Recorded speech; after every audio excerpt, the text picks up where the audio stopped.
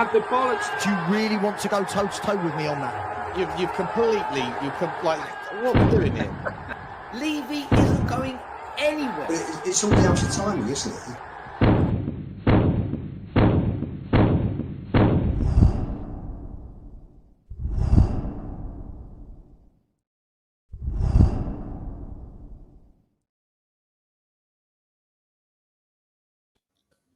Yes, guys, how you doing? Welcome back to the Spurs Five. We hope you are all happy and healthy doing the things you love, enjoying your week. It's Thursday, December 11th. We got a few days until Forest. We've had a couple of days since Slavia Prague. And of course, we are here to discuss both games, everything in between. Daniel Levy, has he been a naughty boy?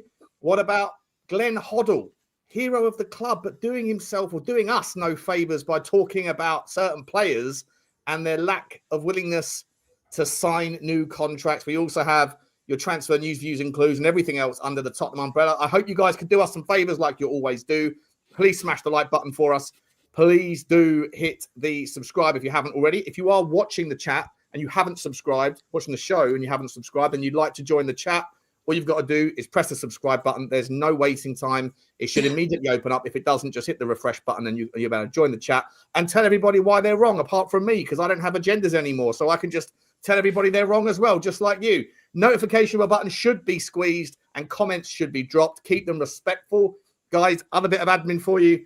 We are, of course, on Spotify and Apple Pods, and we are on Amazon Pods as well. So if that's your flavor, that's your bag, then please do look for us over there. Give us a rating and a follow, or go into the description and find the links down there. Last bit of admin.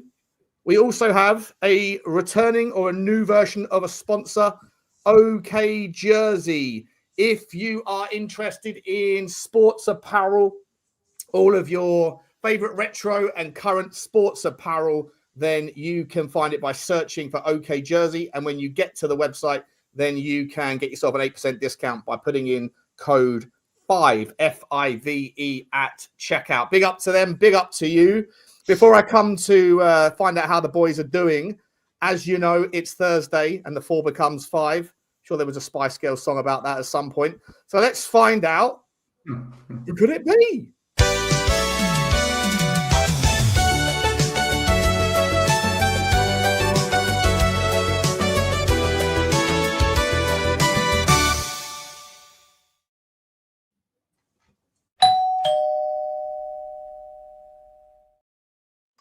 Guys, we are going to be talking about one particular potential cooker of books this evening in Daniel Levy, ex-chairman Daniel Levy. Has he been cooking books? Has he been doing all sorts of weird tactics with regards to commercial deals? To bring us through some of that, we've got another guy who probably, allegedly, also might get involved in some book cooking from now and again. Let's find out. You know who it is. It is, of course, our man Levy-nomics. Big up to you, Connor. How are you doing, buddy? You okay?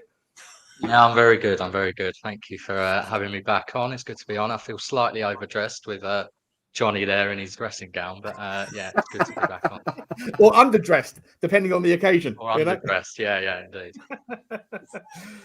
Good to see you, mate. Good to see you, buddy. Welcome back to the channel. Sorry for that terrible introduction, man. I forgot that it's Thursday, and I have to come up with some sort of cheesy anecdote to bring in the guests, and I did it on the slide just then. Stel, welcome back, mate. How are you, buddy? You okay? Yeah, it's an absolute honour to be sharing a live show with Hugh Hefner, live from the Playboy Mansion tonight. So thank you for joining us, Hugh. It's an absolute honour. Excuse me, it's huge Hefner, right?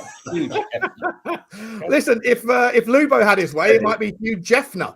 If Jeff was in the building, I don't know where Jeff is. Maybe he's around somewhere. How you doing, Lubo? Hi, Jeff. Hi, Jeff. All good. Evening, Jeff. If you're watching, I've not heard back from you. Presume you are. Good evening, everybody. Good evening. Johnny, listen, if you make it through this evening without a drop of red wine on that dressing gown, mate, then I'll tip my hat to you, my man. I'm taking it easy tonight. Johnny's holiday version. He's going to come a little bit lively, a little bit funny. We'll see what's going on. This is the holiday version tonight. As you can tell, I've had a couple of glasses. No, I've had a glass or half. I had a glass or half. I'm just waiting for the Hefner bunnies to come in and get seated. Are those super sticker payments finally going to pay off? Are we going to get some dancing girls in the background? Yeah.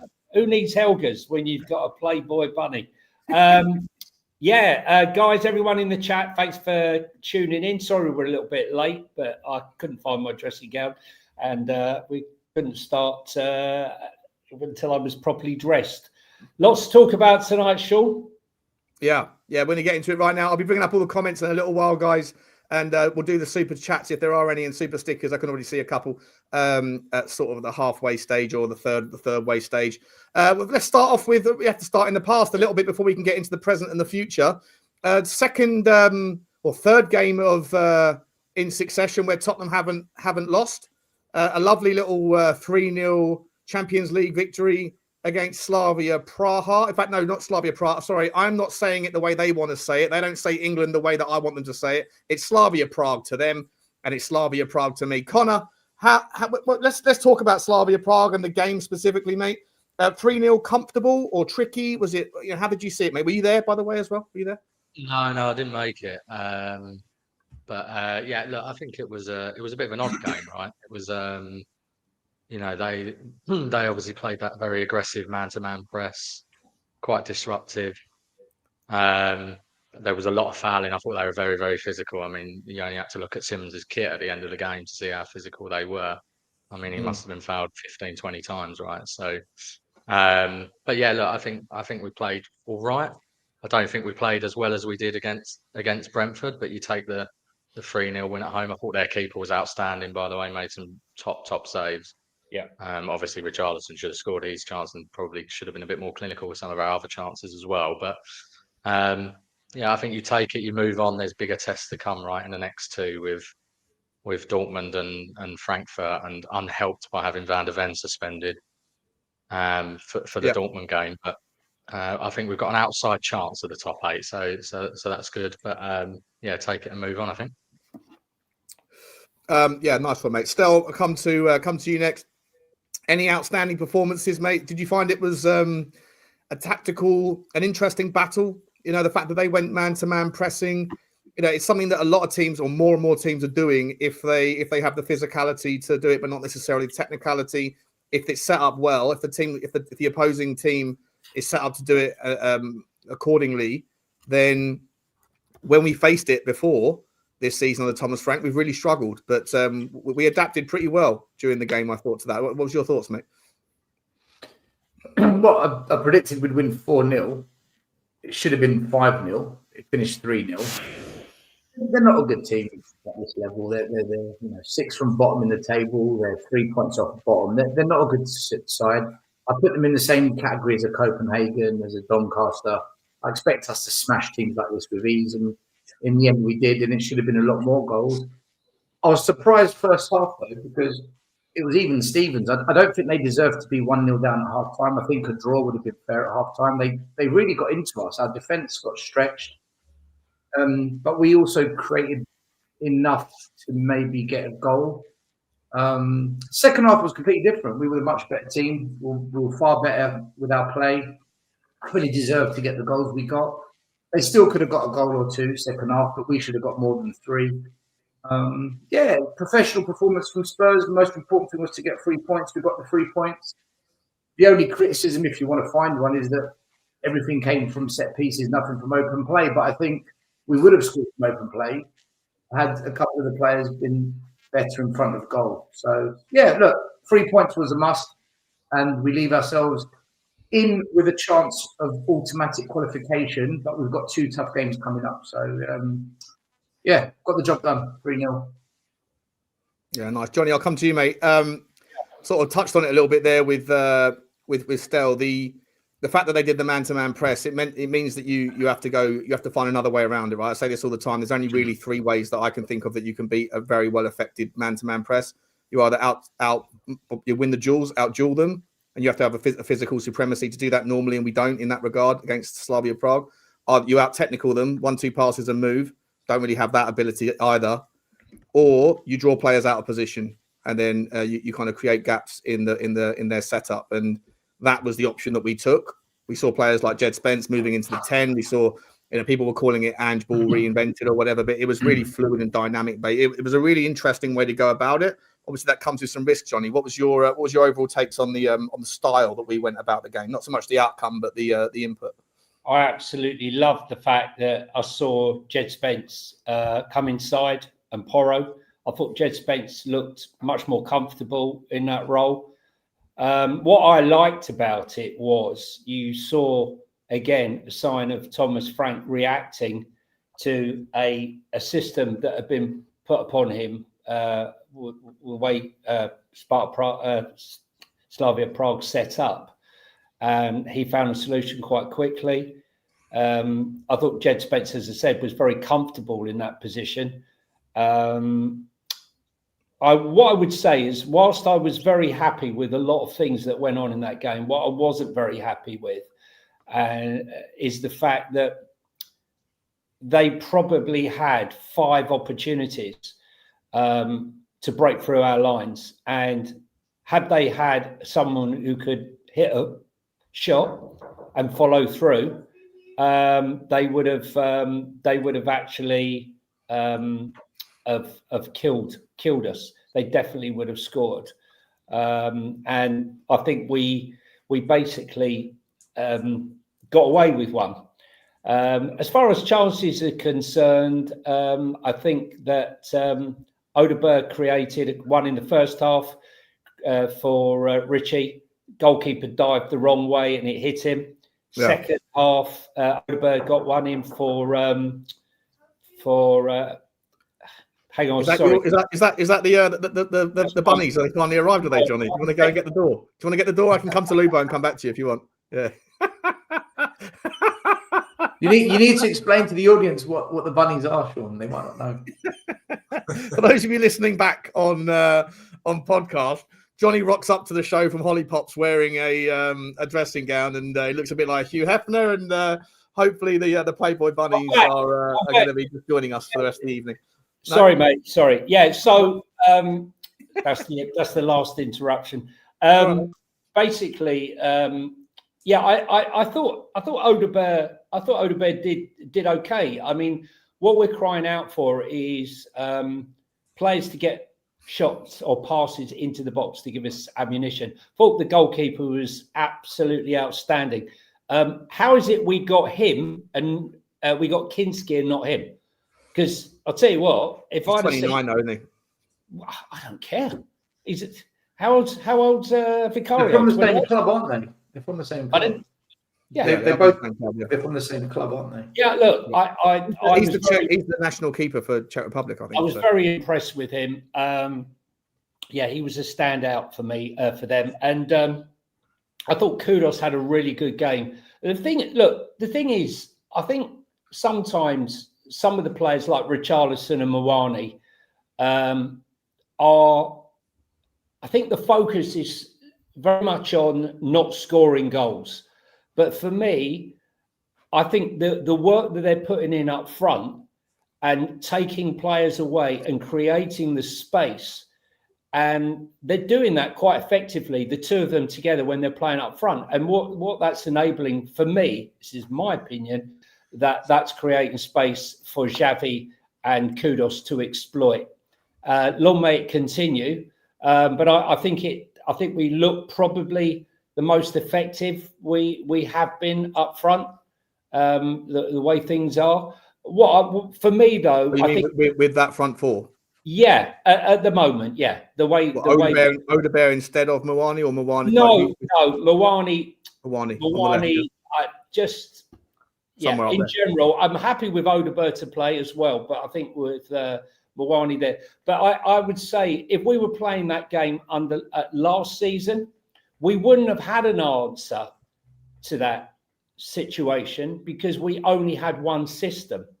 And those the system we played on Tuesday night was pretty much the system. Yeah, no, but but that's probably the only game we would have had an answer for last season. My point here, Sean, is when you only have one system, there's people bemoan the fact that Thomas Frank changes his systems, right? You have to be flexible. In Europe, there's lots of different systems out there.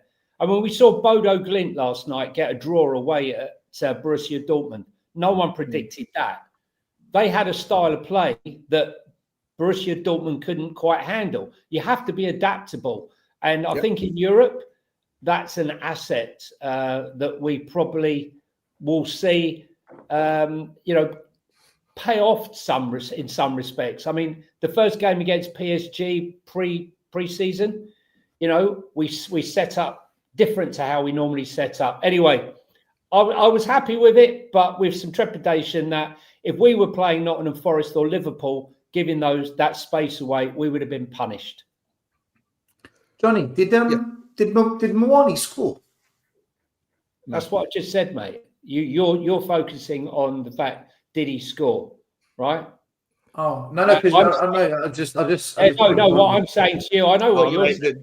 I know what you're saying. You've got to be very careful tonight, mate. You've got to be very careful, bro, because there's a cooking coming your way later on. So careful. There's no cooking. There's no cooking. Oh no. Oh no, there is. Listen to what I'm saying to you, right? Listen to what I'm saying to you, Stel, because what I'm saying to you is the hard work that Richarlison and Mwani do up front, creating the space for Xavi and Kudos to exploit, and they're doing it very, very well. Long may it continue. So we brought Mwani to the club to play in the 9 to free up space for Kudos. No, I'm just saying that's one aspect of the game. I didn't say that's their only role. We didn't necessarily bring in Mwani to play in the 9. Mwani played as many minutes in his career as a right winger or left winger as he has as a 9. Predominantly a centre forward, predominantly. But I thought he came in to score goals because Solanke was injured. I thought he came in to score goals. Mate, you have to have more than one. Is that all you want? Is one guy who's just in the 6-yard box, or do you want a guy that can stretch a team, create? I'm just saying the guy doesn't score goals, and when I said it for many weeks, people call, not you per se, more Sean. This is directed to Sean more than anyone else. Wait. What did I say? Well, you defended. You're the one that brought up that WhatsApp screenshot of me when I said he's shit in front of goal. No. You said You said he's shit. That's what you said. He's shit. But you cherry picked the part of the chat that was the first. I can get it up, mate. That was the first thing that you said. Everything else came afterwards. Yeah, every week I say get the rest of it up, and you never do. He doesn't. I will do. But I like him as a player, by the way. I do like him. I'm just saying. I thought his main objective, just my view, I thought his main objective at Spurs was to come in and get goals. He had a purple patch against his ex-club because he had a point to prove against PSG. Other than that, what's he done? He hasn't scored any goals. He doesn't score. Well, but he's created a lot. I'm just saying he doesn't score goals. Was he not? He has still only played about 500, 600 minutes as well, hasn't he? I mean, yeah, but that's if you've got an agenda, you've got to fill it, right? Yeah, I don't have an agenda. I'm just backing up the things that I said for many, many weeks. Would Xavi Simons' penalty have happened had it not been for Mwani? That's good. But Mwani still hasn't scored a goal, Sean. That's the point. He hasn't scored a goal. He's not scoring. But if he's doing the Lord's work for everybody else, like Richarlison scored 25 goals in his last 18 games. How many of them did he create by himself? A couple of worldies. The rest of them, he's feeding off of everybody else's work. Last season, Brendan Johnson fed off of the Lord's work of Dominic Solanke. If Mwani is contributing in other ways, not necessarily always reflected in the final touch or the touch before the touch, but in the build-up play, isn't that still something to you have? Maybe you have to zoom out and have a peripheral vision. I don't know. Then why is he playing the number 9? But he was playing. It's a fluid front four. It's a fluid front four. He plays down the left. I thought a number 9 for any club is to get goals. But it's a fluid front four. They interchange like it's come on, Stel. He drifted out to the left, right? They swapped places. Richie went through the middle. Mwani went out the left. He sacrificed himself. What happens is Mwani, as you well know, right? I know you're just jesting. He's had the ability. He's not good in front of goal.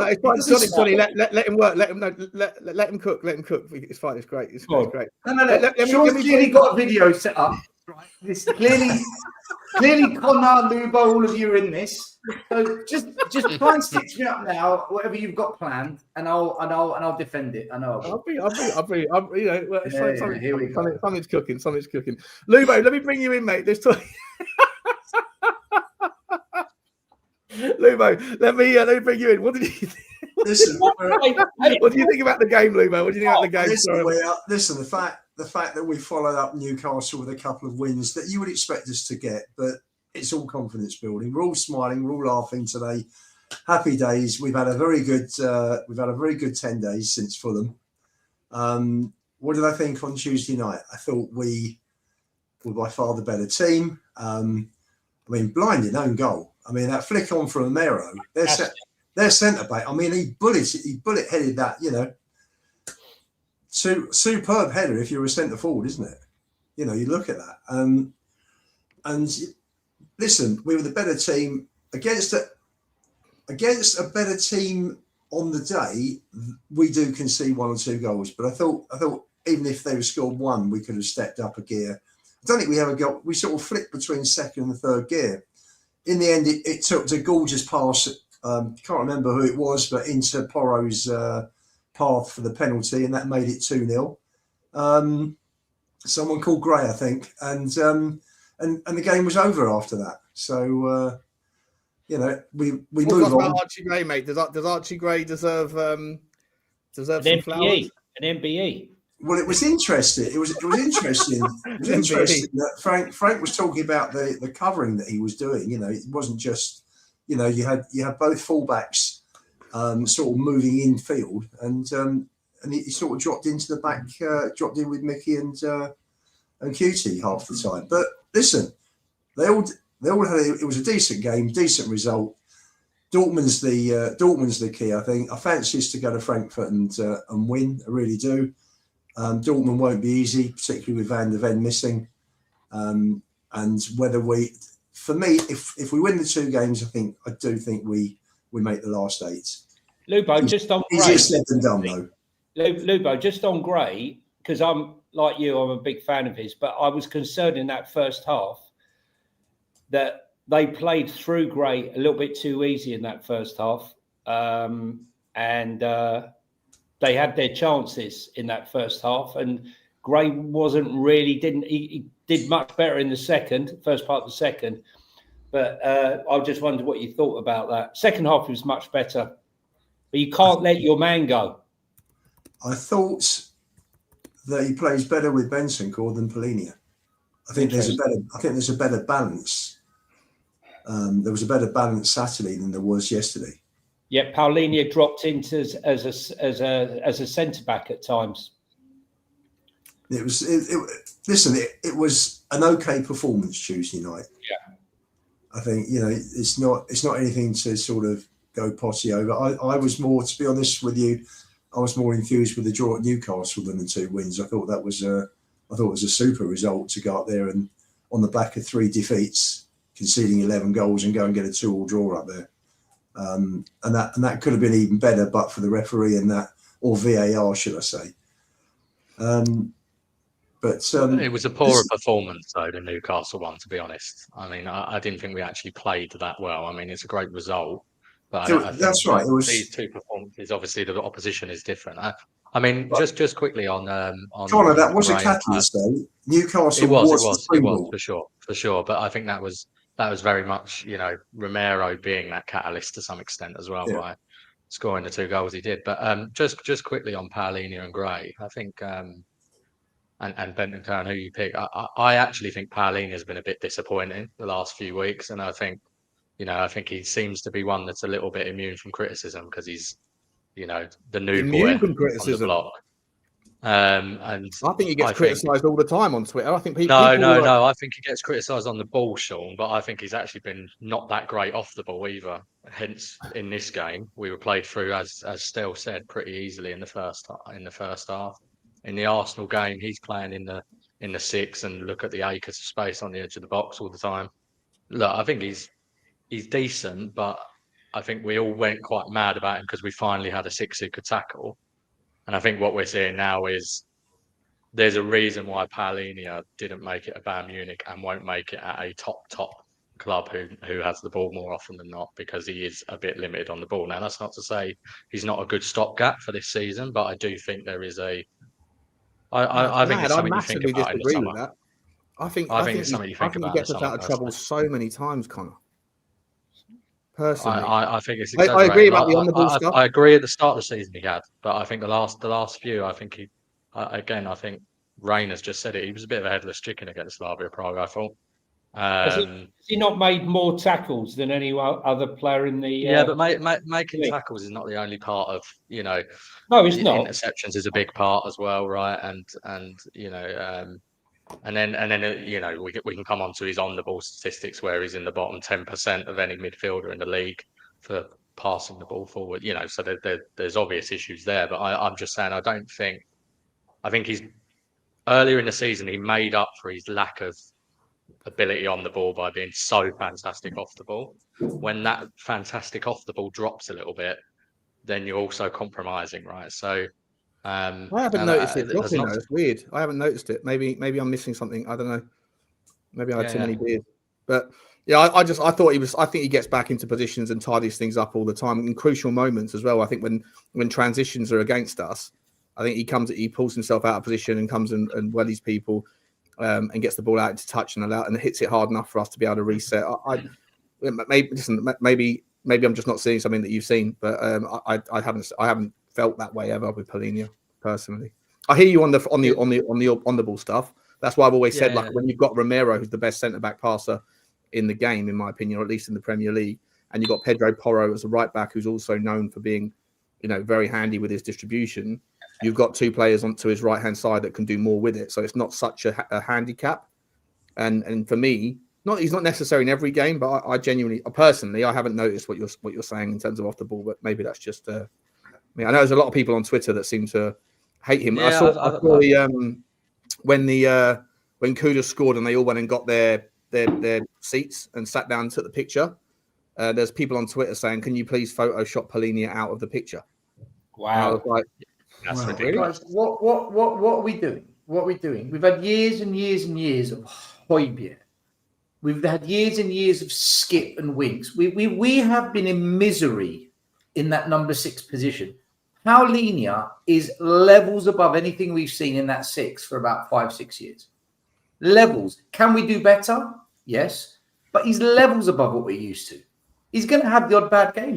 What player has a perfect game? I think that's fair, but you can also call out when players have started to have a dip in form. His last 3 starts have been Slavia Prague didn't play well, Fulham at home didn't play well, the whole team didn't, and Arsenal, wasn't it? He didn't play at He didn't start at Newcastle away, did he? Arsenal, hasn't started in any of the home games we've won. We were set up to lose against Arsenal, though. Yeah, we did. Yeah, I mean that was obviously a much bigger problem than just. So what game has he actually been bad in? That's fair to say. Actually, do you know what you stood out individually? All 3 of those, I think he's been average. What 3 games? Slavia Prague, I thought he was poor. Forgot he was playing. I think the Fulham game he was poor, and then I think, but so was the team. To be fair, as a mitigation. Well, this is what I mean. So he was poor in the Arsenal game. Okay, against Arsenal, I don't blame any player. I blame Frank. The Fulham first half, the entire team was shit that first half. So if you're going to call him out, you've got to call everyone else out as well. Slavia Prague, I would agree. But the way you pitched it is like he's in a 3-game slump. But you could say the whole team was in a 3-game slump for those games, though. No? No, because it's Slavia Prague, not every player was. He was asked to do a hell of a lot in the Slavia Prague game because both fullbacks had become essentially forwards. Even Romero was forward at times in that game. Even Romero got himself up the pitch.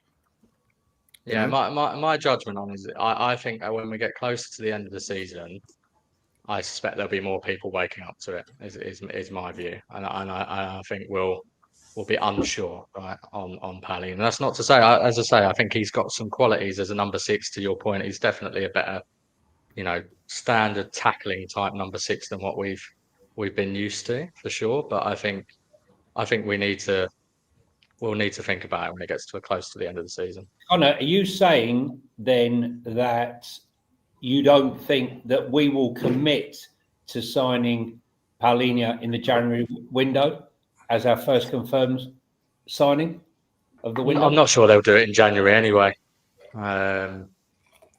What's the point? I don't know why. Well, it would be a point if he goes on to have a very good second half of the season and decides to go and sign for someone else.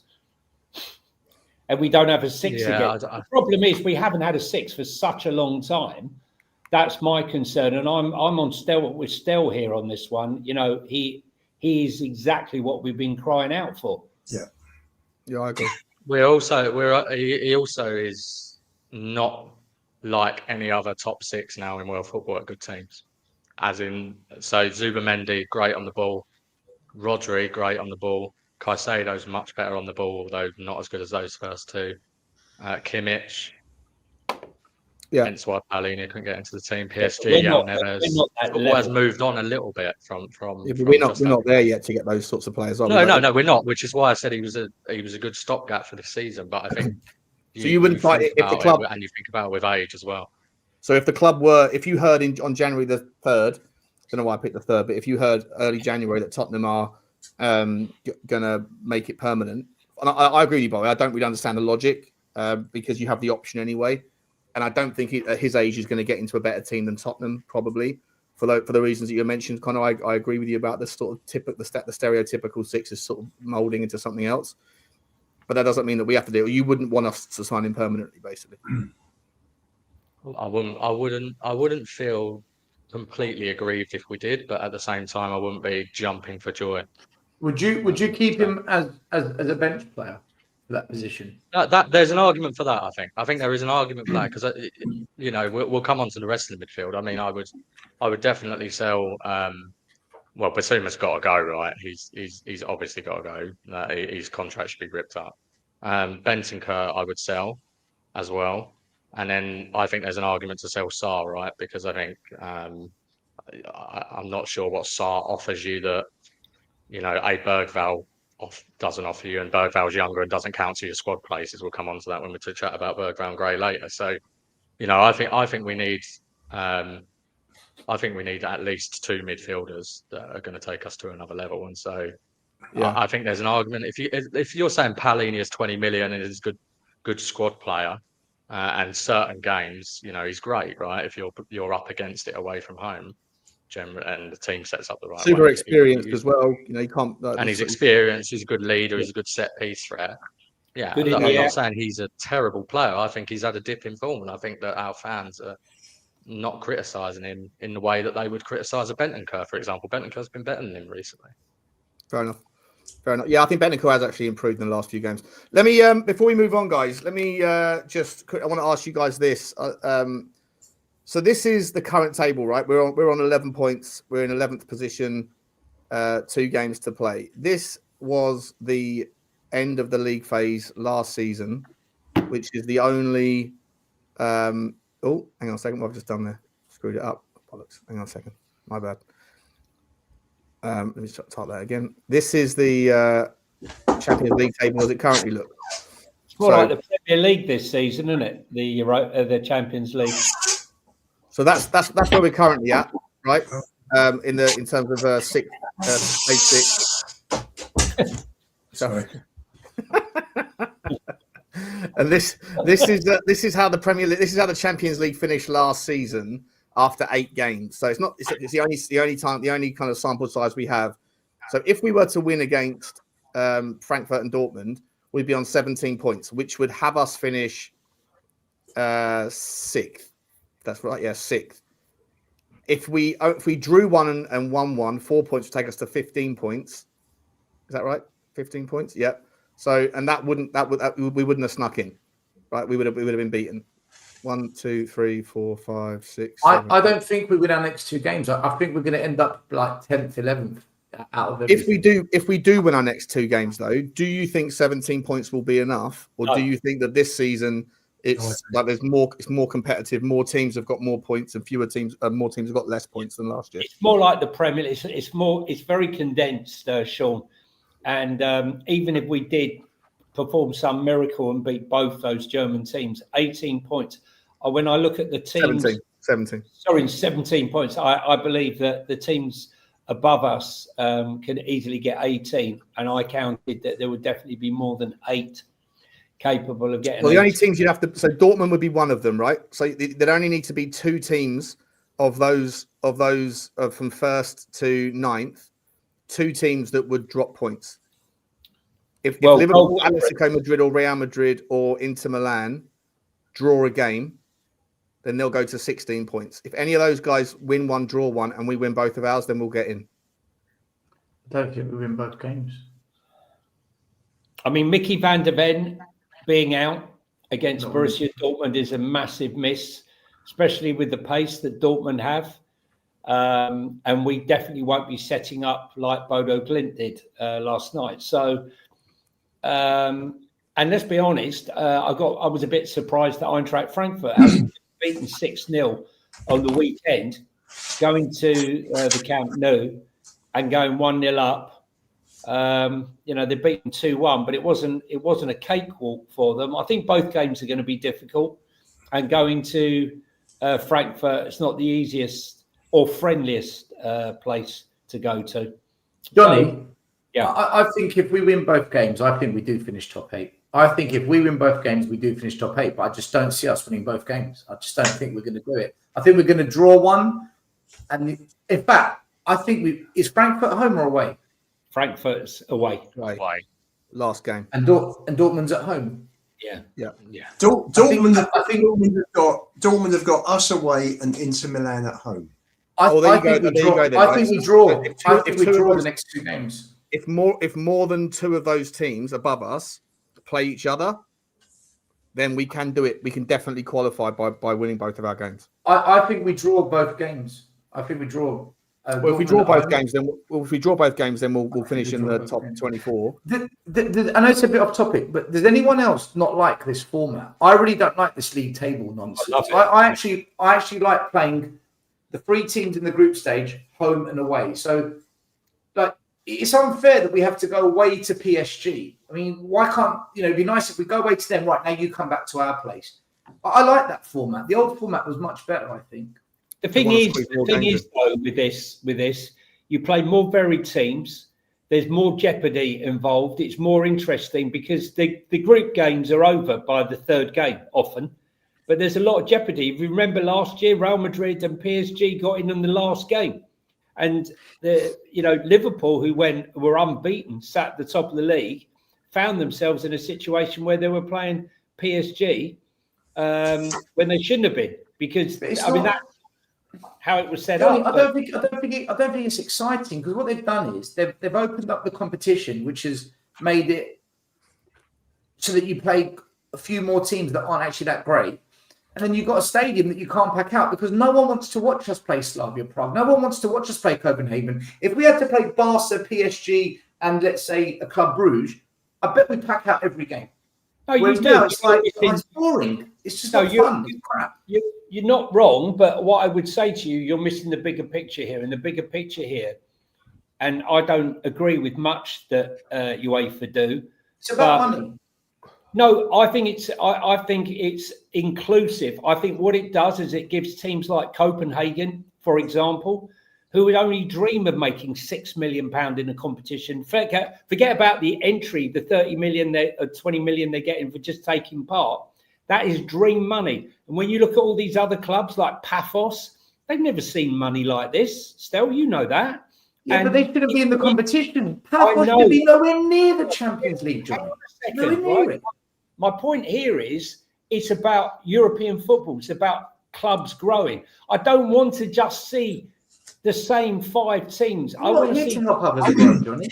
I couldn't care less. I'm not here to help other clubs grow. I couldn't care less. No, I'm just saying, but that's why the system is designed for that, to bring money and spread it out so that other clubs can develop their leagues and buy better players and progress. Just like we've the competition. Yeah, but look at the Premier League. Look at the Premier League. It's not the same as the World Cup, Johnny. Is it not like the same argument that more teams? No, the World Cup's the same crap. They've opened it up to everyone. Now it's just a joke. Listen, we're not talking about the same sort of money that's involved.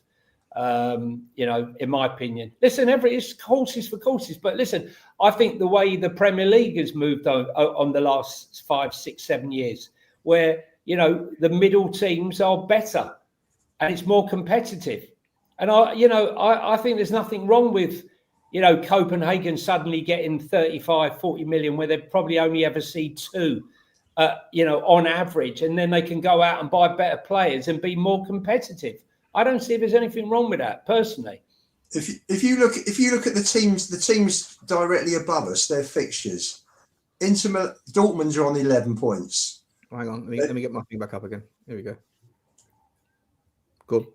Dortmund have got Spurs away, Inter Milan at home.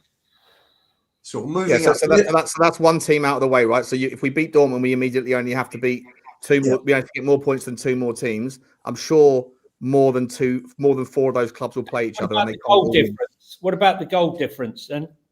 Well, that might come into it as well, yeah. But just generally speaking, sorry, Lubo. Sorry, go on, mate. Go on. Liverpool go to Marseille next match, and then they finish. Marseille's not in the top 12. No, but Marseille will be a hard game. And no, but are there any teams more rather than going through everyone's fixtures? Is there anybody that are playing each other in those fixtures? Can you see like Inter against Atalanta or Inter against City or PSG against Liverpool or whatever? Any teams that are playing each other in either of those 2 fixture weekends? No, I mean PSG have got. I know PSG have got Newcastle last game at home. Atletico have got Galatasaray away. That's not going to be easy. They're above us. What about Atalanta? Well, they were. Hold on, that was one I didn't. Mate, our games aren't easy. Forget them. Our games aren't easy. No, but we're just doing the math on if we do, because if we win one, draw one, we're not going to make it 100% in the top 8. But if we win both, we might make it. But we need 2 other teams above us. Sean, I think we do make it. If we win both games, I think we make it. I do. Yeah, but for that to happen, then either teams above us that are not playing teams above us have to drop points to teams below us, which might happen, of course. But we haven't got time to get today. Who have Arsenal got in the last 2 games? Because Arsenal have qualified. They can afford. They've got Inter Milan, and then they've got that. So there you go. Okay, perfect. Right. So Inter Milan and Arsenal both can't win that game. So therefore, Inter's going to win that. Dortmund's one out of the way. Inter or Arsenal is another.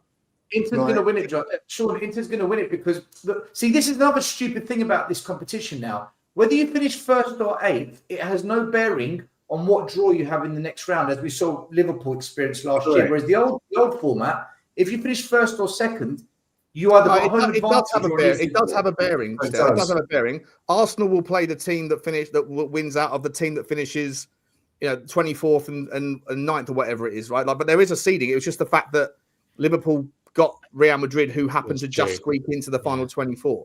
Arsenal are going to field a weakened squad. They've qualified, right? They're going to field a weakened squad, and I bet you Inter win that game only because Arsenal aren't going to be fully committed. They've qualified. Okay, so you know what, Stel? Just quickly, sorry, Libo. On that basis, because Arsenal have already got more points than we can ever get, so that's kind of irrelevant then. But if everybody else from 2nd to 10th, if any of them are playing each other, they both can't win, and so we need 2 or 3 teams of them to drop points and us to win all of ours, and then we get into the top 8.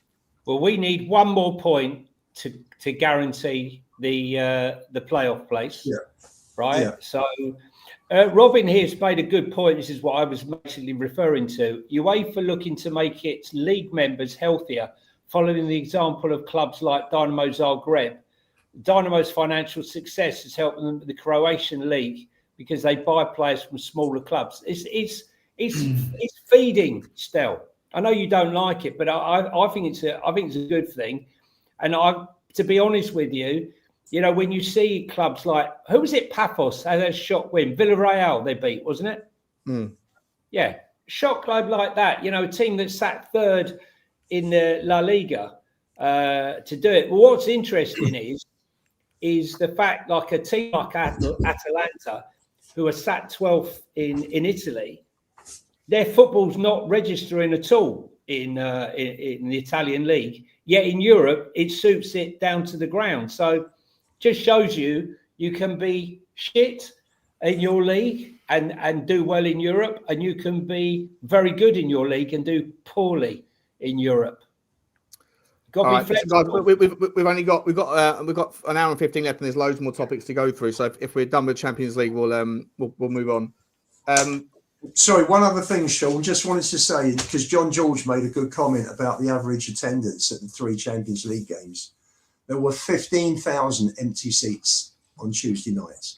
Yeah, all in the north, east stand and west stand upper, right? Yeah. I mean, we started with 54.7 for Villarreal. We went to 49.5 for Copenhagen, and we were just over 47 on Tuesday nights. Yeah, so good. Again, they've got the pricing completely wrong. Yeah. Lubo, I don't think fans hopefully want they're to going watch to us play these teams. Fans don't want to watch us play these teams. I'm telling you. Yeah, they should be at some sort of special Well, category prices.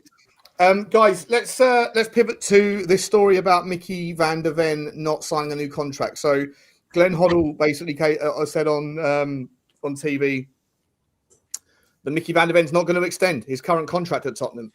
And so I don't know where he got that information. Is he speaking as someone with insider knowledge? Connor, I'll start with you. Is he speaking just out of turn? Is he just being a donut? Either way, if there's nothing to it, it's not a good look. If there is something to it, is that why he's got 5 years left on his contract, I think, 4 years until 2029, but he's only getting paid 40 grand a week. Is he going to sit there and run his clock down for another 4 years on 40 grand a week? It doesn't really, how do you make sense of it for me?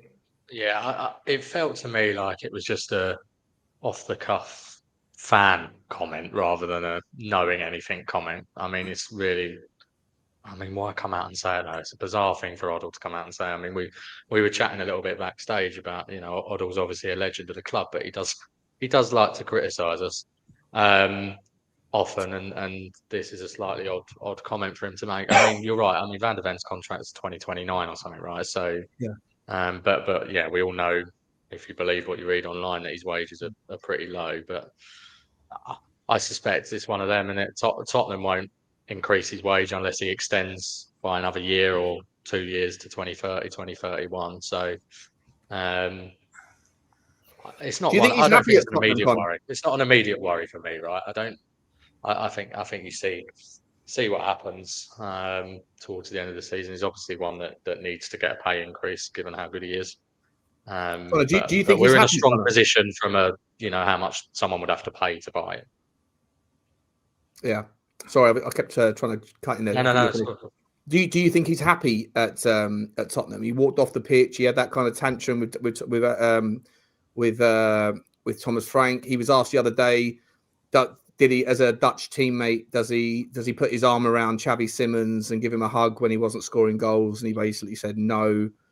And also the guy's clearly a top draw player that could play for most teams. Does he sit there and think, I don't want to waste too many more of my years at Tottenham? Maybe he does seem a bit moody at the moment in those few examples you've given, but I don't know.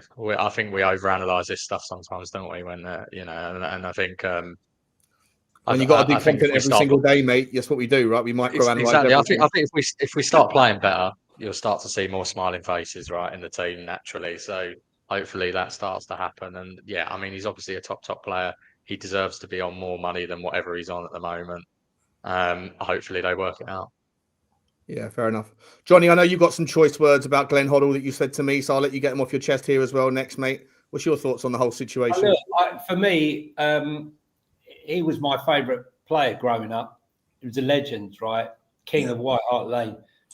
But, mate, the amount of times I've gone on television when I can't get to a game, on a European away game, and I have to sit there listening to him criticising every part of his game.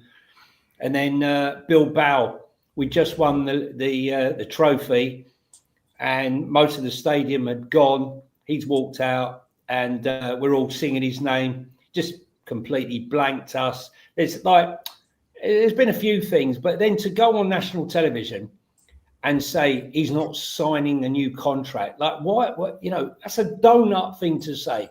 You know it's going to cause a problem. You're a legend at the club. I always wonder, I think I said this to Lubo, whether he had some falling out with Daniel over the years, because we never see him walking around the club. I never sort of see him at any sort of big events that are held at the club. I I think he was at the last game at the Lane, wasn't he, Lubo? Yes, yeah, definitely. Yeah, He has had a fallout with the club, Johnny. Yeah, he has, and I think it's still lingering in every bone in his body when he says stuff, and I just think it was an arsehole thing to come out with, if I'm brutally honest, because now it's got the fan base all talking. And if you know stuff, look, we all know stuff. I know stuff. I don't come out on here and say it, and he shouldn't be saying it because it's causing problems. Super quick, the chat. If you're going to call me out for getting the wage wrong, at least all be consistent with what you think the wage is. You all say, I don't know what he's on, but my point was, it doesn't matter if he's on 40, 50 or 60. He should be on 150. But you're all calling me out saying, Butler, why are you misleading everybody saying he's on 40 grand? Then one of you saying he's on 50. The next one's saying 55. The next one's saying 90. If you don't know either, then how about park the criticism of yours truly? Because none of us know. And every available piece of information online, as Connor always says, is absolute horseshit, right, Connor? How did you manage to deflect away from completely undervaluing his salary and putting it on the audience? I mean, it doesn't matter. My point is, that's a massive deflection. It doesn't matter if he's getting 40 or 50 or 60. The geezer should be on 180, shouldn't he? He should be a top earner at Tottenham Hotspur. Is he underpaid? Yes or no? He's underpaid. It doesn't matter. Yes, he's underpaid. That's it. Whether it's 40, 50, 60, he's underpaid. Apology is called cap for a reason. It's full of shit. It's always completely wrong. He's on 55, Sean. According to doesn't matter. He's underpaid significantly. I know two of those wages that are listed, and both of them are wrong. All right. Oh dear. Michael Wilmington's now saying 70. Soul Sniper's still got a bee in his bonnet. I'm making a point, Soul Sniper. Don't tell me what to say, my man. Lubo, what are you saying, buddy, on the whole topic, my man? He shouldn't have said anything, should he? Correct. What's the point? There is no point in what do we need? He is Spurs through and through. He does love the club. I know he's not keen on the owners. That's been out in the media, I think, for a while. No point saying anything. Listen, hopefully Spurs will press on. We'll get better and better. Mickey will start enjoying himself, and he'll sign a new contract. He certainly needs to. He's well under virtually every other player in the first team. Yeah, he's getting paid less than Archie Gray, apparently. Shouldn't be anyway. I don't know. The chat's about to come and tell me. Should be at least double what Archie Gray's on. No question about it. Have they got a succession plan for Micky Van de Ven secretly? No, he's probably called Vuskovic.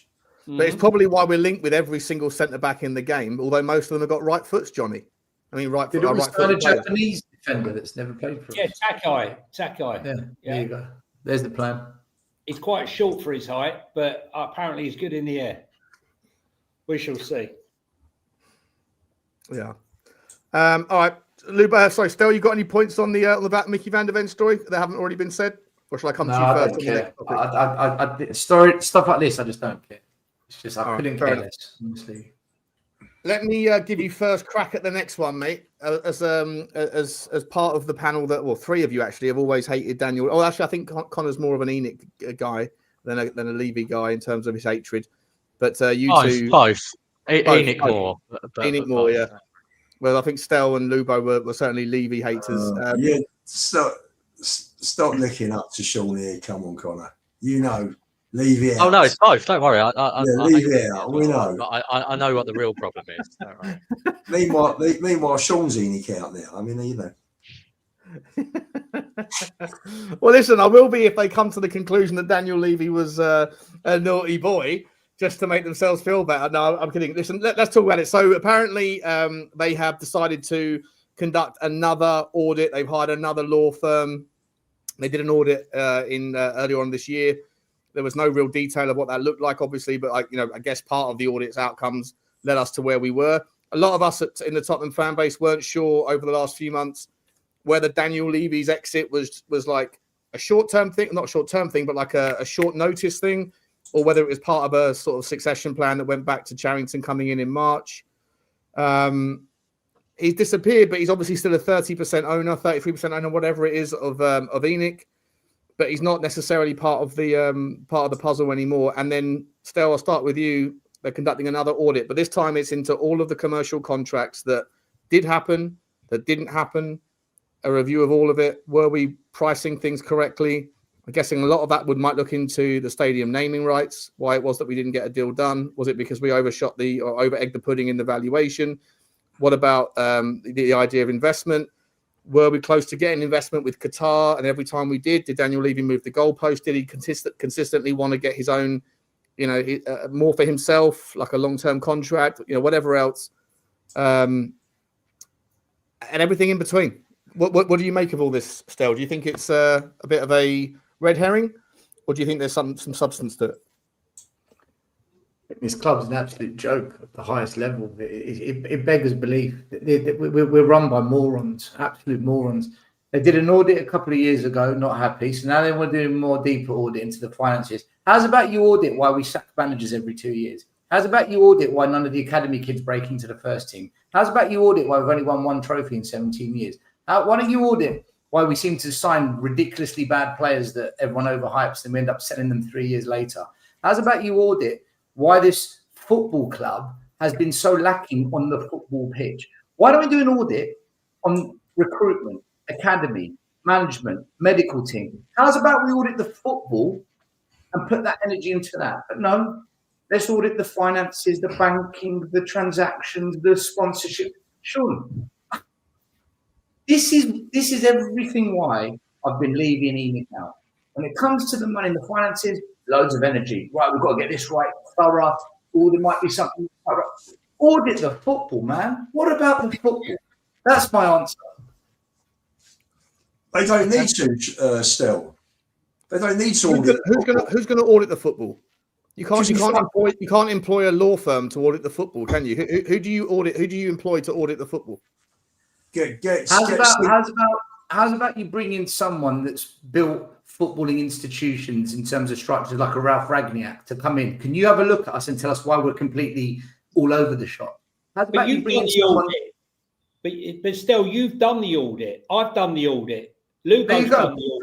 We the audit, and Connor's done the audit, right? The audit. Have I not done the audit? Well, you would, yeah. Well, I would have thought you'd done the audit. The only reason I didn't mention you is because what the fuck? How am I catching a stray? You have all done an audit, but I haven't done an audit. The only reason I didn't mention you is because I wasn't sure how on board you might have been with some of the disastrous decisions, the footballing decisions. Not paying the money. I've worked with you closely for 2.5 years, Johnny. You must know I criticise a lot about ENIC. No. What I meant was historically, right? Historically, not everything you look. What I'm saying is we can pick moments over. Don't have the same conclusion that you guys do, no. No, exactly. So what I'm saying is, if we look back over the last 25 years, I think we can all do our own audit as to where many things have gone wrong, both managerial, both signing players, non-signing players, arguing over, Bruno Fernandes, Grealish. Yeah, but we're not involved. But we don't know any of the details of how those things transpire. I want an audit done as to why Ben Davies is now taking our corner kicks. Listen, he's running the book club. I want an audit on that. Mate, listen, Ben Davies runs the book club. If it wasn't for him, they wouldn't even be able to read the tactics. You've got a 69-year-old that's just come back from injury, now in charge of dead balls. Listen, Ben Davies. I want an audit. All the books, how to read tactics. And if it wasn't for him, look, I just think we all know, we can all highlight parts of our history that have gone wrong in the last 25 years. We don't need an audit for that. What we do need an audit for is, was Daniel Levy lining his own pockets whilst saying he's doing the work for the club? Look, what we do know is Todd Bowley tried to buy Tottenham Hotspur. Okay, we know that, right? That's a fact. And the fact of the matter was, the deal fell down because Daniel refused to leave and wanted to remain as CEO. and the deal fell down on that technicality. Now, what I say is the Lewises trusted, this is my opinion, the Lewises trusted Daniel implicitly, gave him carte blanche to do it because he's making the money. They invested in a football club that was worth X, is now worth billions, right? They didn't feel at that stage for many of those years why they should need to be questioning. Why do we need the grief? Let him do it. Let him get all the abuse and the protests and people marching up and down the high road, telling get rid of him, right? While they're sat in the Bahamas enjoying themselves and taking the money. But something happened. Something happened in that audit to alert them to what has been going on historically. They rested, in my opinion, I think they rested on their laurels. They left him in charge because he was doing very well for them. But now they scratched away for the surface. Maybe not everything is what it seems. That's an opinion. Johnny, I'm sure they brought the audit in.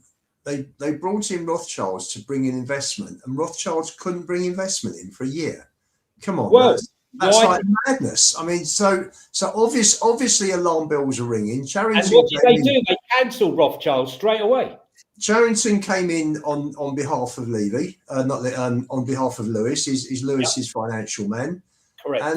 And he came in and he's got rid of Levy and he's got rid of Ange.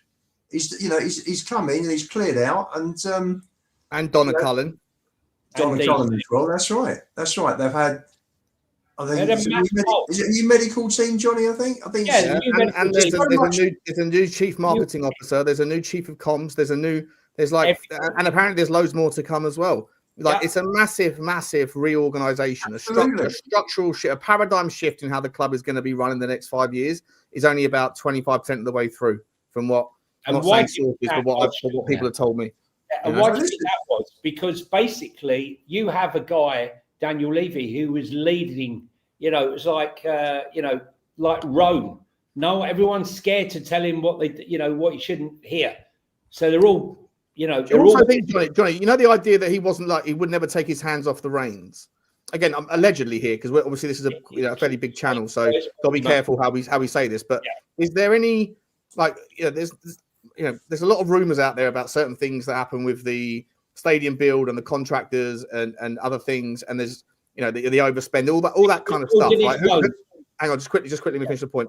Is there any sort of additional stretch to the notion that one of the reasons why he wouldn't take his hands off of the reins with regards much of the negotiations, not just off the pitch but on the pitch as well, is because he was maybe conducting business in a certain way in many sort of facets, not just in potential, commercial contracts as well, that he wanted to make sure that there was always nobody else that could get their hands over the contracts and get their eyes on the detail. Well, there's been many rumours that there were elements in the contract that were, let's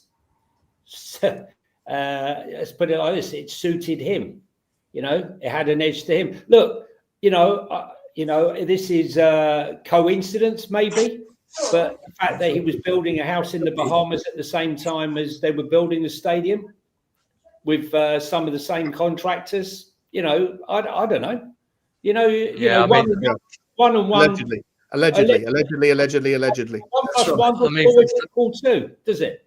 For me, thank God. All I can say is thank God he's gone. I just want my football club to be concentrating about the football. I don't want to hear. Johnny, just on that point. Just on that point quickly. I agree with everything Stel said. This is the only football club where you seem to talk about off the pitch stuff more than you talk about on the pitch stuff because it's been such a fucking shambles for so long. But I wonder with this one actually. I come at it from a slightly different angle. Part of me is thinking this is again, the Lewis family releasing some PR to try and distance themselves from Levy because they no longer have him as a shield, right? And there is part of me which is like the irony and the hypocrisy of it all, that they were happy to let Levy have free reign and be king of the castle for 25 years whilst it suited them. And then as things started to go down shit creek even further, they've potentially thrown him under the bus. But to me, it also could just be they're doing this investigation actually because this is about to get a lot messier, and they are trying to get the wheels in motion before a court case happens, and they try and force him to sell his share. And so anything that they can find to help strengthen their case, i.e., independent audits, all of these types of things will help in that negotiation. So it does make me wonder whether this is the preamble to that. So do you then, on that basis then, Connor, do you think, I remember when this was all falling apart, I was saying like, none of it made sense to me. People were saying, oh, this is all part of a long plan. I was like, no, it doesn't make sense. And the justification for the argument was that the families go back years. And that they're in bed, the son is still the CEO of Tavistock and whatever. Do you think that the family ties are a little bit more fragile now, or is it just business? It's just business is business, and therefore they all understand that. But Daniel Levy needs to, be positioned in a place where it makes it easier for him to accept a nice, juicy, thanks, but see you later. Maybe. And I remember me and you discussed it at length at the time, and my view at the time was it seemed weird that it would be anything but amicable because of the money that's involved and everything else. But perhaps Levy is playing too hardball for the kids, and Joe Lewis is not around. I think we said at the time. So what you're saying is, on reflection, I was right, probably. Maybe. I don't think we know yet. Guys, can I ask you two a question on this, right?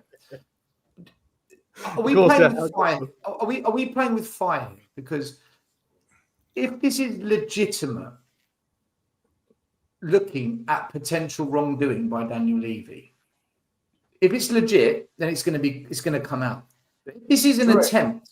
If this is an attempt to smear his name to force him out, if you're Daniel Levy, are you not going to lawyer up and say, right, I'm taking this to court?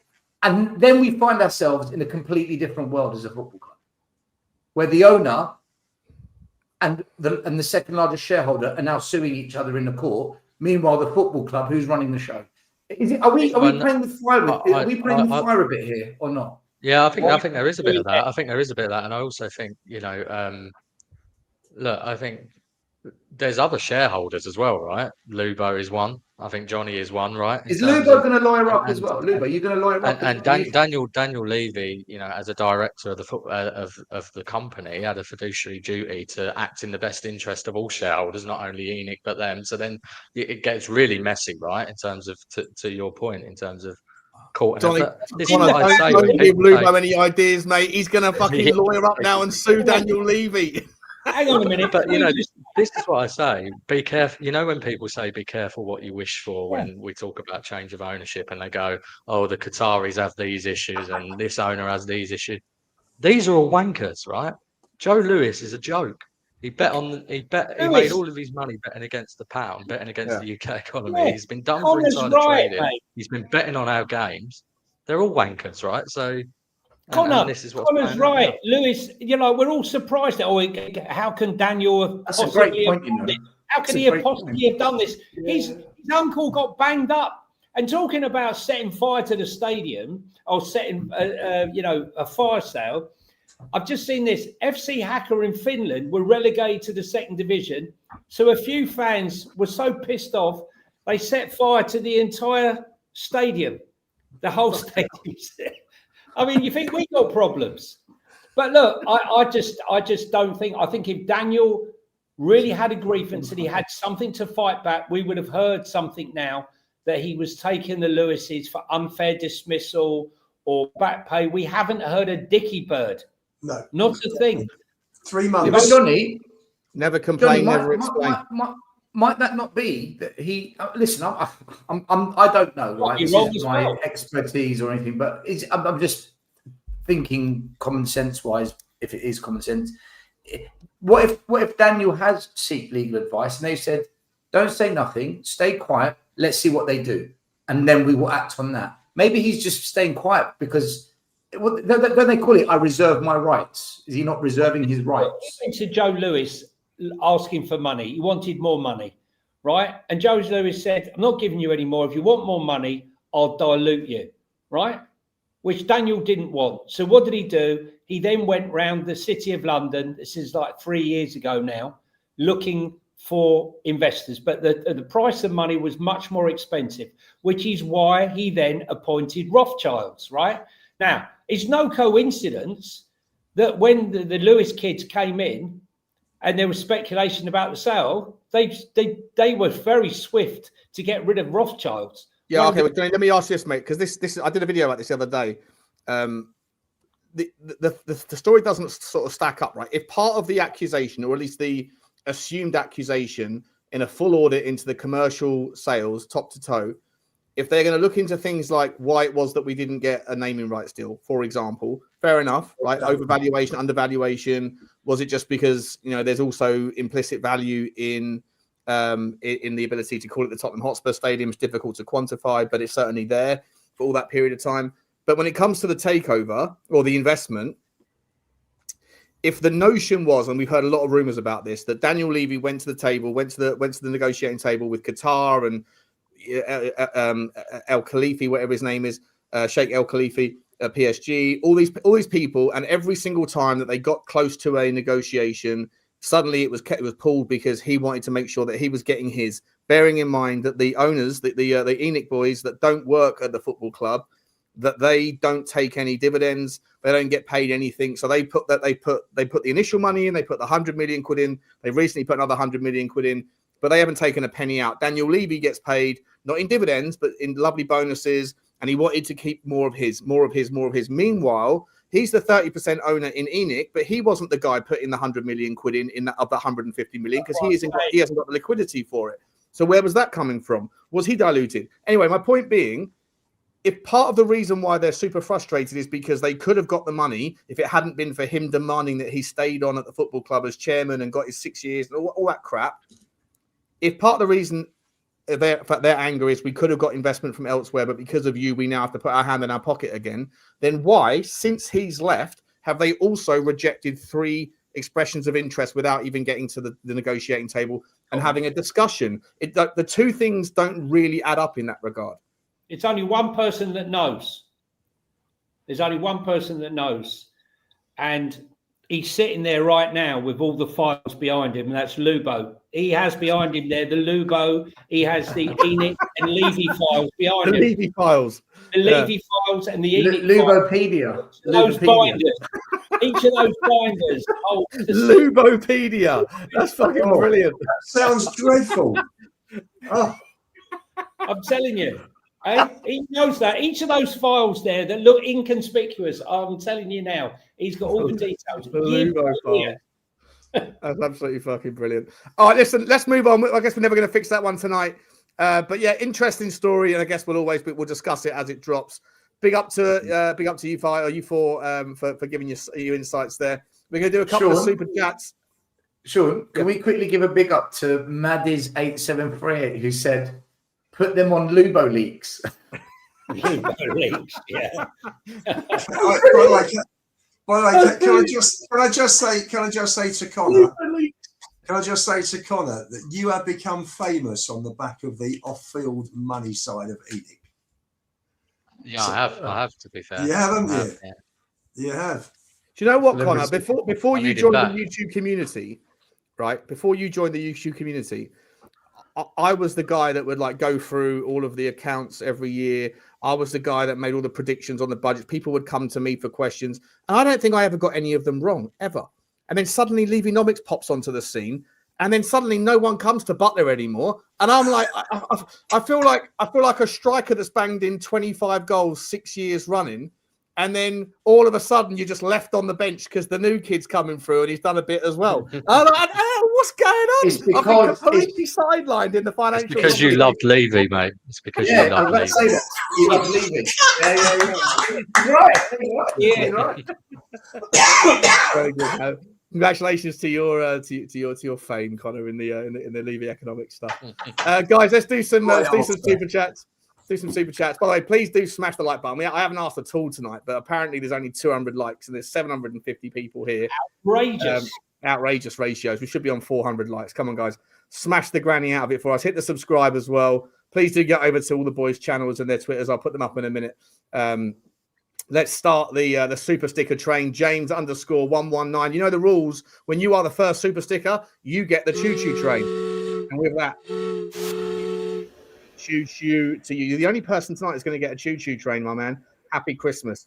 Big up to you, James. Thank you very much for your support of the channel. Also, Ulrika Kaka, who was only about 30 seconds behind with the super sticker. She has to get out of the bathtub, dry your bits, pour yourself a G&T, and we say choo-choo to you as well, Ulrika. Thank you very much indeed for your support. And Tony Rodriguez over in Sweden. Big up to you, my mate. I hope you're not snowed in. I'm guessing it must be freezing cold up there right now. Big up to you, Tony. Thank you very much for your support of the channel as well. Another super sticker train, Dino Ciudini. He's always here, always supporting, and we very much appreciate you as well. Thank you very much, mate. Choo-choo to you. We got a super chat from official Shawn Michael. I'm just a sexy boy.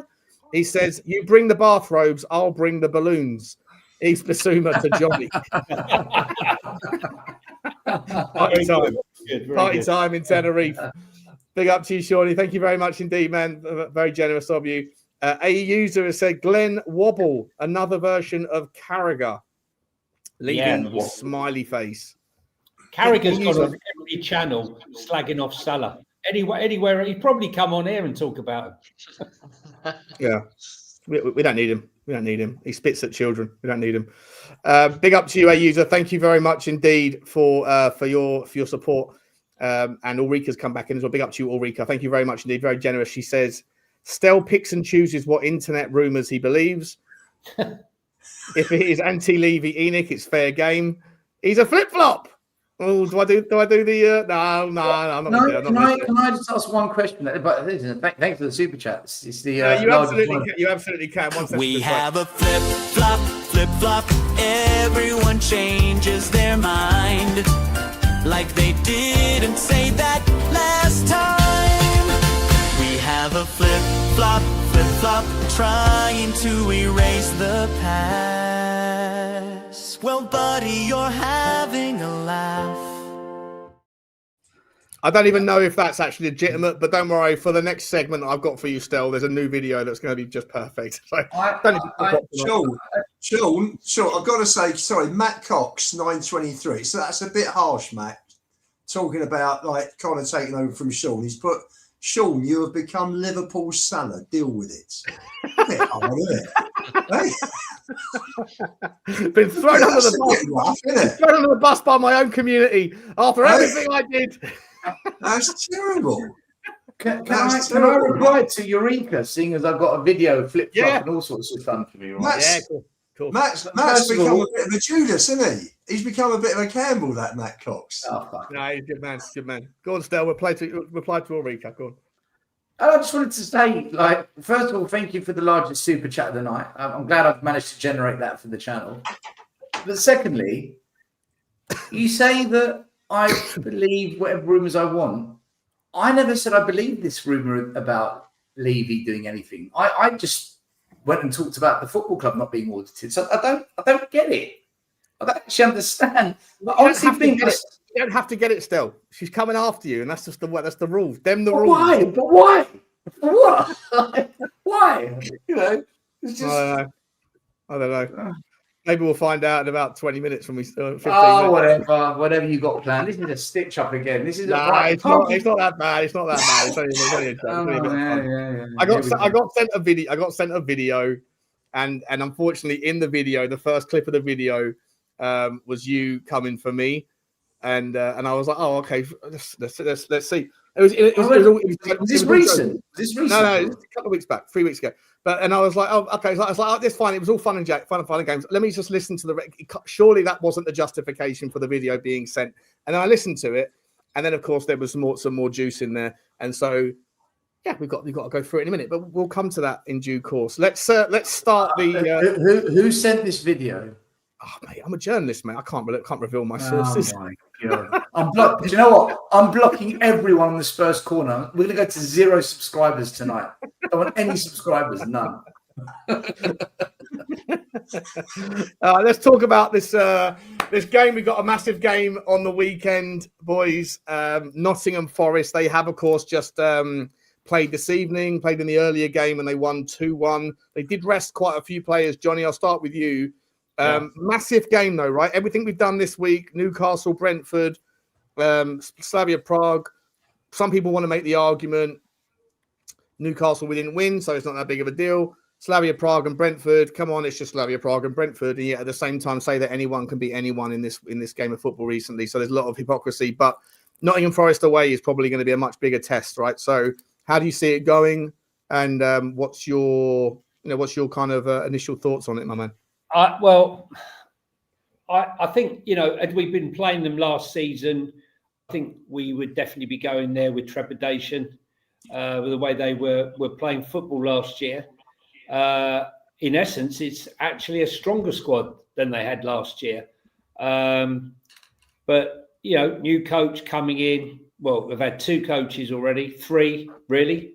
Nuno, Ange, and now Dyche. So sort of three coaches in the space of 3 months.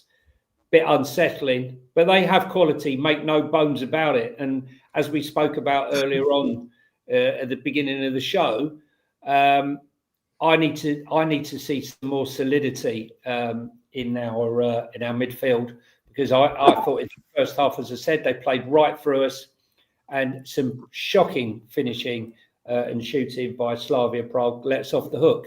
You give that space to Morgan Gibbs-White or to a whole host of players, we're going to get punished.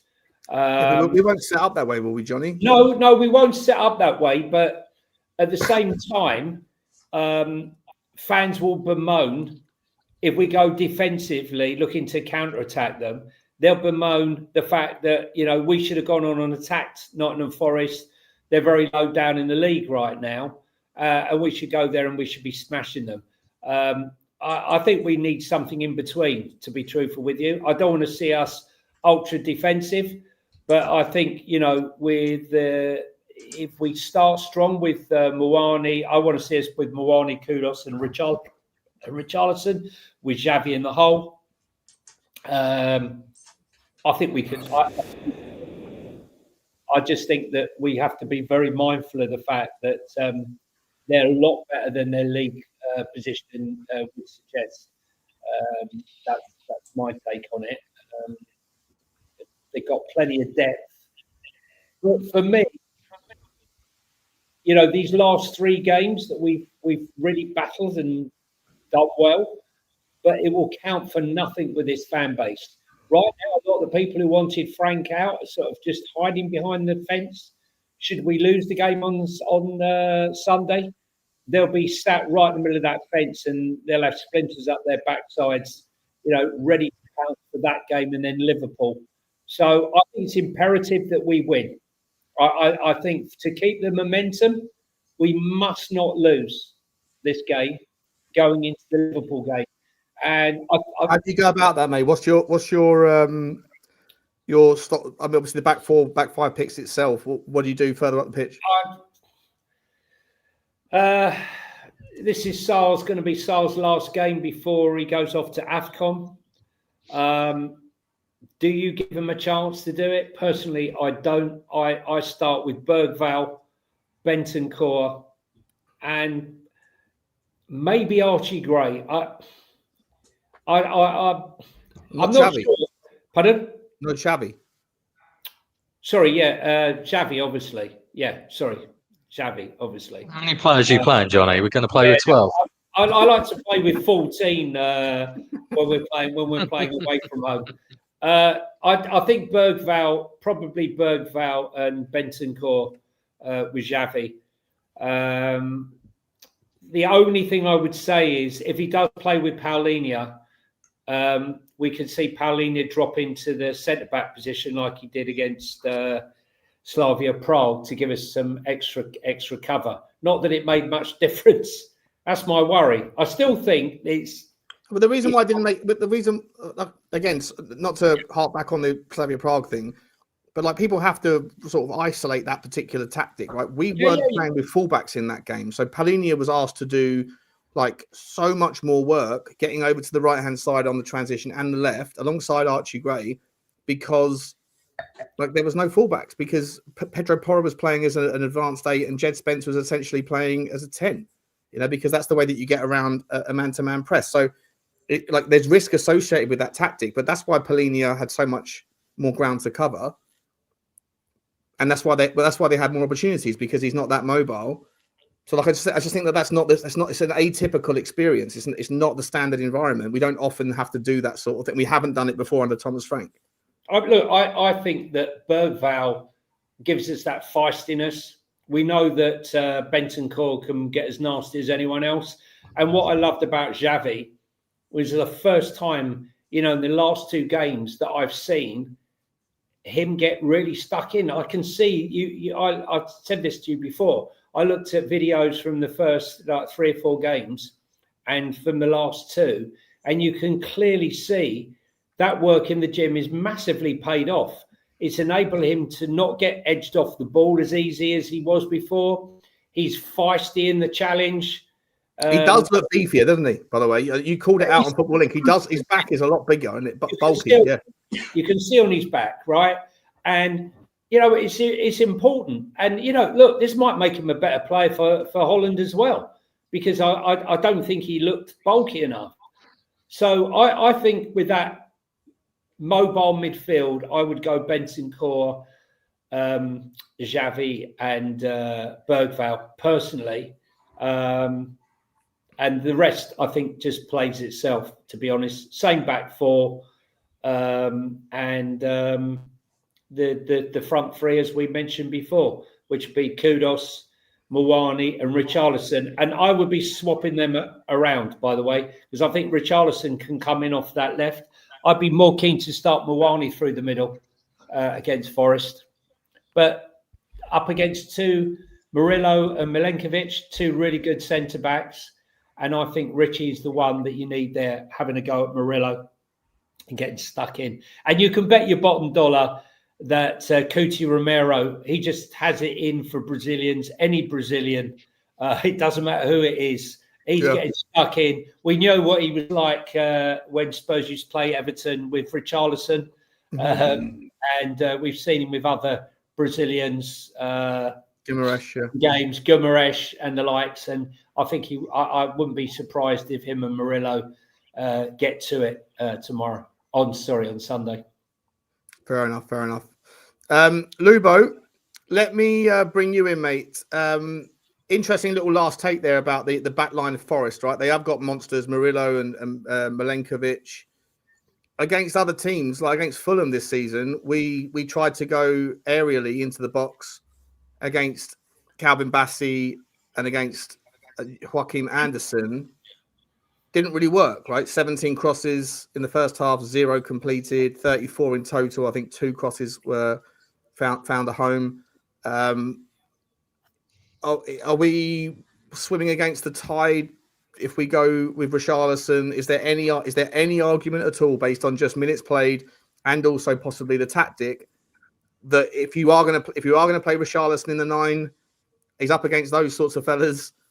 Are you just going to bang your head against a wall? Is it better to go with someone a bit more nimble, mobile, maybe Kolo Muani, and then bring in Odebear or Tell or something else just to try and play it around them, because they're not mobile, but they are unbelievably good in the air? Do you want to fight fire with fire, or do you want to sort of, go about it a different way? How would you do it? No, I think, listen, Frank did them in style at the City Ground last season, back end of the season.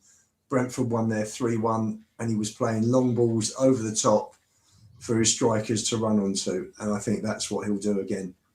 So for me, I would play Mawani centre forward definitely. I would probably drop Richie for this one, and I'd go with more of a 4-4-2. I'd have Bentancur and Gray with Bergvall and Simmons, and I'd have Kudus and Mawani up front. And I would play it over the top and put players in on goal, and that's how I play it. I think you need Bergvall's physicality as well. He's a big guy. I play him in midfield. I don't think it's a game for Sarr. Don't think Sarr's particularly on form either. I think the Bentancur Gray partnership has looked good, and I was slagging Bentancur off, but the last couple of weeks I think he's, when he's come on and played, he has looked much better. So I'm happy to put my hand up on that one, and that's how I play it. That's how I play it. Go over the top. These guys aren't quick. So Is Deitch going to play a high line though, Lubo? That's the only thing, right? Deitch doesn't necessarily play that high line, does he? Correct. In fact, he doesn't. Well, Yeah, listen. They're at home. He's not going to play a. Deitch can't play too defensively at home, can he? Like he does away. He does. They need points. They'll try and draw us out, and if we try and draw them out, it could be a really boring first half of football. They need 3 points, so they've got to come at us. You know, it's draws are no good for them in their situation. There's Wolfie's answer. Yeah, and he's absolutely spot on. Yeah, absolutely spot on, Wolfie. Yeah, Well, this is Johnny, nice. Yeah. Go and have a look at Forest Brentford last season. Look at the No, 3 I'm talking goals. about this. I don't. Look at the 3 goals that Brentford scored. Listen, Lubo, I don't disagree with you last season. This season, they're at bottom of the table, scrapping for points. Sean Dyche's got them set up completely different. So, Murillo and Milenkovic will eat them up. That's my opinion. Connor, let me bring you in, mate. What's your sort of take, mate? Midfield battle. It's a difficult one to know. Obviously, Forest sort of rested players tonight. You might, they're sort. I don't know who their midfield 3 would be on a full fit, option against Tottenham. Morgan, Gibbs, White, possibly Sangare, possibly Anderson, wouldn't it? Probably, and maybe also the guy from Villa that was there. What's his name? Forget his name. Douglas Luiz. He played tonight, I think. I was a bit disappointed to see that they rested more players. I was hoping that they were going to get a bit of the old Thursday, Sunday hangover. But as you say, they did rest a number of players. I think that, and for what it's worth, I think Elliot Anderson's a top player. When we were talking earlier about, your sort of dream 6 style player, I do think he's a top player. But for me, I'd pick the exact same team Johnny said. So Bentancur, Bergval, and Simmons as the midfield. I'd stick the same front 3. I think we've all moaned about the chopping and changing, right, of the forwards, and then that we finally find something against Brentford. I know Brentford weren't great in the game, but we attacked a lot better. I think you just got to try and stick with that and try and build some chemistry. So I'd pick the same front 4 as we played against Brentford. For me, the only reason I'm changing Gray is because I think at Forest away, I think it might be a step too far for him physically just yet. So Bergval gives you a bit more, I think, in terms of that, but can still carry the ball. So yeah, that would be my team. Okay, mate. Someone told me there's a bomber that's just dropped. I don't know if this person's Sammy. This is from Sammy Mockbell, by the way, guys. Just quickly before I come to you, Stel, on this time, I'm just going to get this up out of the way now quickly. A move to the northwest for Semenyo is more likely than one to North London. However, Tottenham's financial power is growing. Sources have suggested that the remuneration package Tottenham are willing to offer Semenyo could be the most personally lucrative to the player, while funding the release clause will not be an obstacle. The new ownership structure, led by Joe Lewis's children, is expected to make substantial funds available in the forthcoming transfer windows. Appreciate that someone let me know what's happening. My Enoch. Never doubted you. No. Sean, you're not having that. Let's raise You're not having that. You're not having that. Cheers, Johnny. Go on, Semenyo. No, Semenyo's not coming to Tottenham. Any friend of Semenyo's is a friend of mine. No. I've got to tell you, I tell you, Billy T ain't going to be happy with you, Sean. You made out, you and him are like that. Come on. He's a good drinking buddy after a shit game of football. That's as far as we've got. We haven't really spoken too much about anything else. Stel, we'll come. Listen, in the last sort of 15, 20 minutes or 10 minutes, whatever, we'll come to the transfers and what we expect to happen in the next few weeks. Because there's already deals being done, by the way. Already deals being done. Aston Villa have already signed a kid out of Brazil today, I think it was. So I don't know why we can't get things done already. Anyway, Stel, back to the Nottingham Forest game, mate. What's your overall thoughts, buddy? Are you going for a similar team, same sort of structure, 4-2-2-2, 4-2-3-1? Can we do the 4-2-2-2 now that we've got like an undroppable Xavi? What are we thinking? And does Xavi need another game, 3 games in a week? So since Dyche became the manager, Forest haven't been anything special at all. They lost to Bournemouth, then they drew with Man United. They beat Leeds, but Leeds on the road have been awful. They beat Liverpool, which was a big win, but everyone's beating them. They lost to Brighton at home. They lost to Wolves. So they beat Wolves by a goal. They lost to Everton. It's up and down. They're not. There's no consistency. The only thing that is consistent is at home. At home, except for the Brighton game, on average they score 2 to 3 goals. So they're definitely better at home. So I don't. Listen, man, they're 17th. They're 17th. Spurs should be going there and putting them to bed. We really should be going there and putting them to bed. But do I think we will? No. If it was me, I'd go a 4-4-2 for this one. I'd go 4-4-2. I'd play the usual back four, and then I'd play Paulinho and Gray, because Gray can be more defensive. I wouldn't play Bergvall. And then I'd play Simmons and Kudos as the attacking mids. And I'd go with the front two. Pick whoever you want. Probably Mwani, because he's technically good. And I would actually play Johnson. And the reason I would, it's his old club. And I'd play him as a forward. Isn't he injured still? He was on the bench against Slavia, wasn't he? Yeah. Was he on the bench? He was on the bench, yeah. I never noticed him on the bench. I never noticed him when he's playing, actually. But he's been ostracised. He's been banished from the squad. But I think this is a game I would play him because, look, I know Richie's got 6 goals in the league, or 5, is it? But I mean, that chance he had early on against Slavia, he's just freaking smashed it. The goalie, that's got to go bottom corner, right side of the corner. He hit that ball first time. The goalkeeper dived the wrong way, mate, and it hit him. He didn't. Odegaard was robbed of 2 assists in that game on Wednesday. It was a rubbish shot, and then one Papa I watched it a few times back. It's a shit shot. It wasn't even going in the corners. And then that chance where it came across the box and he's scissor kicked and missed the ball. I'm like, I don't know. Just a quick question for Stell, Sean, quickly. Yep. Last week, weren't you saying that Frank's tinkering too much and changing the system too much and changing the players, and then you're proposing that we change the system and change the players? Yeah. I also said that he should be consistent for 75% of the games, and there's 25% of games where he should be different in those games. I'm not saying be exactly the same every single week, every single game. Forest away, is that one of the 25%?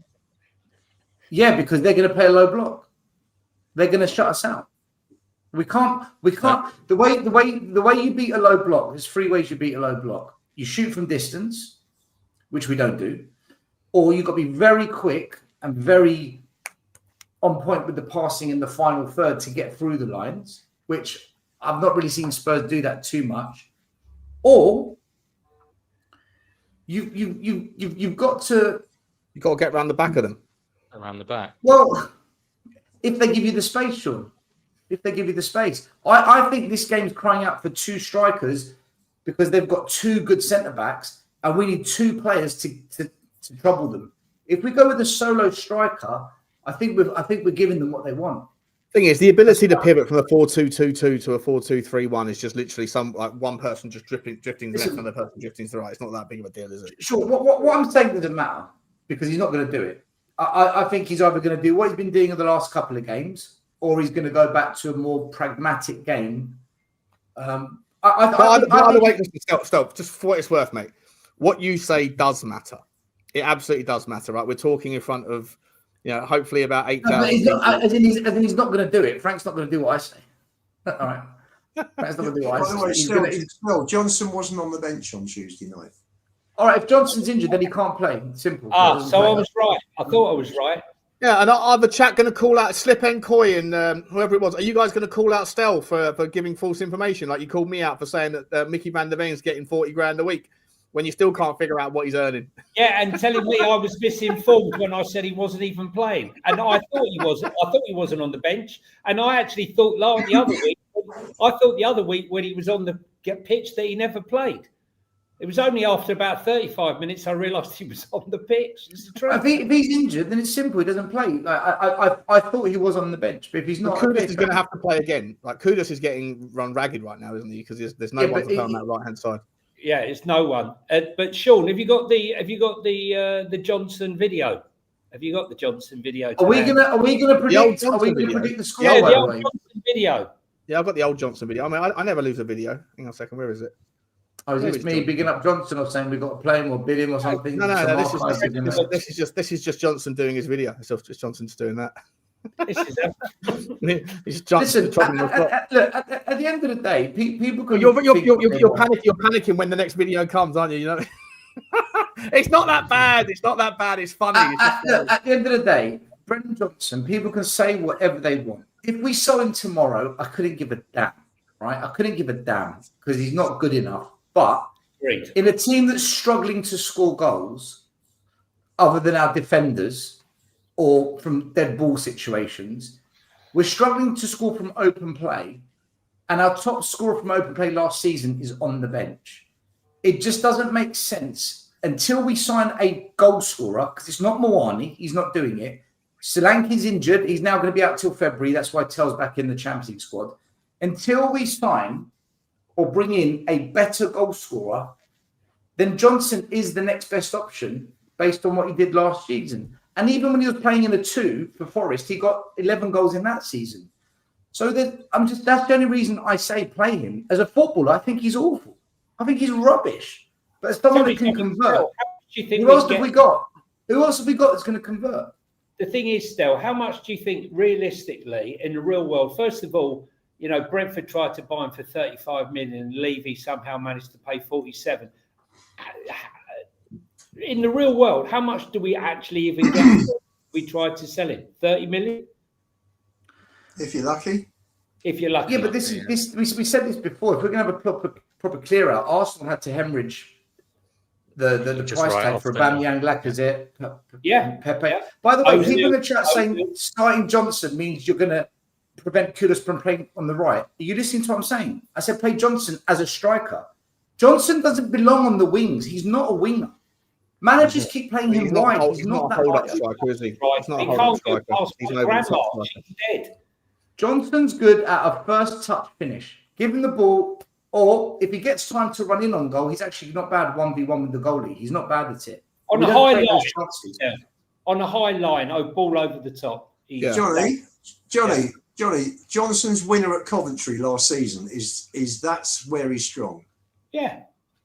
Still, just need to sort of step in next. We've got 18 minutes left. So last week you said I just want to make sure you still stand by this. Can we do our prediction 2 years ago? We finished 5th, but we had Son and we had Maddison and we had Kulu. But now we've got Simmons, we've got Moani and Kudus. It balances out. This squad is capable of finishing 6th. Said it all season long. We are better than what everyone is claiming. This squad is better than what we've been seeing. 100%. The problem has been all along Thomas Frank. He's been an absolute joke. It's a farce. His management has been dog shit. When you have a more attacking mindset, when you release the shackles off this squad, they are capable. So for me, Frank deserves a lot of plaudits for the weekend. And I just hope now fans can stop saying that this squad is not good enough. That was spoken on Monday night still. Right. Do you agree? You agree? Because I agree with you on that one. I was saying it. I think I've said that all season. The squad's better than what we're seeing. Yeah, I believe that as well. Until I got sent this. I know fans hate it. I know fans despise it, and I know fans are sick of hearing it. But I'm not going to have someone who protects Levy tell me that I'm a miserable so-and-so. He better come on Monday's show with a smile on his face and lots of positive energy after that, right? We'll see who's miserable on Monday. The board have signed good players, but we need fucking lot more than that. A lot more than that. The board haven't done enough. They haven't. Simple as that. They haven't done enough for years. That's the first thing. Levy. This team is average. It's an average squad. It needs massive overhaul. And the fans just jump on any positive thing as if it's the final product. Like, yeah, this is it. We've arrived. The last thing. These players, guys, they're not good enough for what we want. But if we're going to compete in all competitions, forget top 10. We had a whole week to prepare today. We look knackered. What's going to happen when we're playing twice a week? We're going to fall apart, guys. We're going to literally collapse from exhaustion. We can't handle one game a week. So for me, Frank deserves a lot of plaudits for the weekend. And I just hope now fans can stop saying that this squad is not good enough. These players, guys, they're not good enough. Look what just happened. My man was totally cooked. His waffle, simply awful. You've been stinker and hooked. You've shown absolutely nothing there. Nothing. This squad is not good enough for what we want as fans. That's what I said. What we want is to challenge for the league. But for top 6, this squad is good enough. What have we shown them? Play it again. Play it again. I said this squad is not good enough for what we want as fans. What do we want? In that same clip I was sent, you actually said we No, play it again. I want everyone to hear it. That's exactly what I said. What we want is to challenge for the league. I had to cut it out to 6 minutes, right? From 7 minutes down to 1. No, sure. Hold on. In the original clip, you're saying Spurs can finish 6th. Spurs can finish 6th. 100% they can finish 6th. We can. Yeah, we can. But you said the squad's not good enough to finish 6th. And that's sorry. In the clip that happened on Monday's show, you said Spurs can finish 6th. In the original clip from 3 weeks ago, you said this squad is not good enough. No chance. We should even forget about trying to finish 10th. Right, but listen to the video. In that video, I said this squad's not good enough to finish 10th if we challenge on multiple competitions. No, but you're picking one part of the sentence. Go back and play all of it. No, play the video again because I want people to hear it again. I said this squad isn't going to finish top 10 if we play multiple competitions. I stick by that. We're good enough for 6, but not if we're playing in 4 competitions. Ladies and gentlemen, we have a flip-flop. We have a flip-flop. Everyone changes their mind. Like they didn't say that last time. We have a flip-flop, trying to erase the past. Well, buddy, you're having a laugh. 1 minute. That what you lot have done there is disingenuous, man. You're taking one part of my sentence and you're ignoring the other part of it. How is this fair? What's going on here? Right? I made it very clear. This squad is good enough to finish top 6, but what we want as fans, we're not good enough for that. The squad's not. I want to be Champions League final again. I want us to challenge for the Premier League again. This squad can't do that, but it can get top 6. And if we play multiple competitions, we are going to come unstuck because we can't. No manager's ever done that. And I've said that at the start of the season. No manager has ever finished top 6 and won a trophy because the squad isn't good enough for multiple competitions. What have I said that's wrong? Then you lot flip-flopping, trying to wind up the audience. Talk to me. I think the videos speak for themselves. If you'd like, I can put bollocks what you've just done then, man. That's bullshit. Come on, mate. It's a bit of fun. That's bullshit. I haven't done anything. I just literally. You've created a narrative that isn't true. Come on now. The people saw it. No, it's not because you're picking one part of I've said it, and then you've ignored the second part of the sentence. That's not cool. Come on, what are we doing, guys? If you want to cook me over a wrong prediction, do it. But that I've all gone behind the scenes tonight, all cahoots to do that. Mate, not like that. No, you have because earlier on, Sean. No, because earlier on, when you said, we're going to cook you, he started nodding, so it's all stitched up. There's no stitch up. There's no stitch up. Go back and watch when you announced it earlier that you're going to try and cook me. He started nodding his head. No, He I knew said it. it back. Connor, I said it before- Connor, did you know about that video? I told Connor before you joined. I said, I've got a nice little cheeky. Right, I did, exactly. yeah. You're not new. Exactly, you're not new. So I'm coming on the show, and you lot have got it all ready to stitch me up. And then when you showed the video, you focus on one part of what I said and ignore the second part. How is that cool, man? How is that? Oh, Still, at least you didn't bite to it anyway. That's good.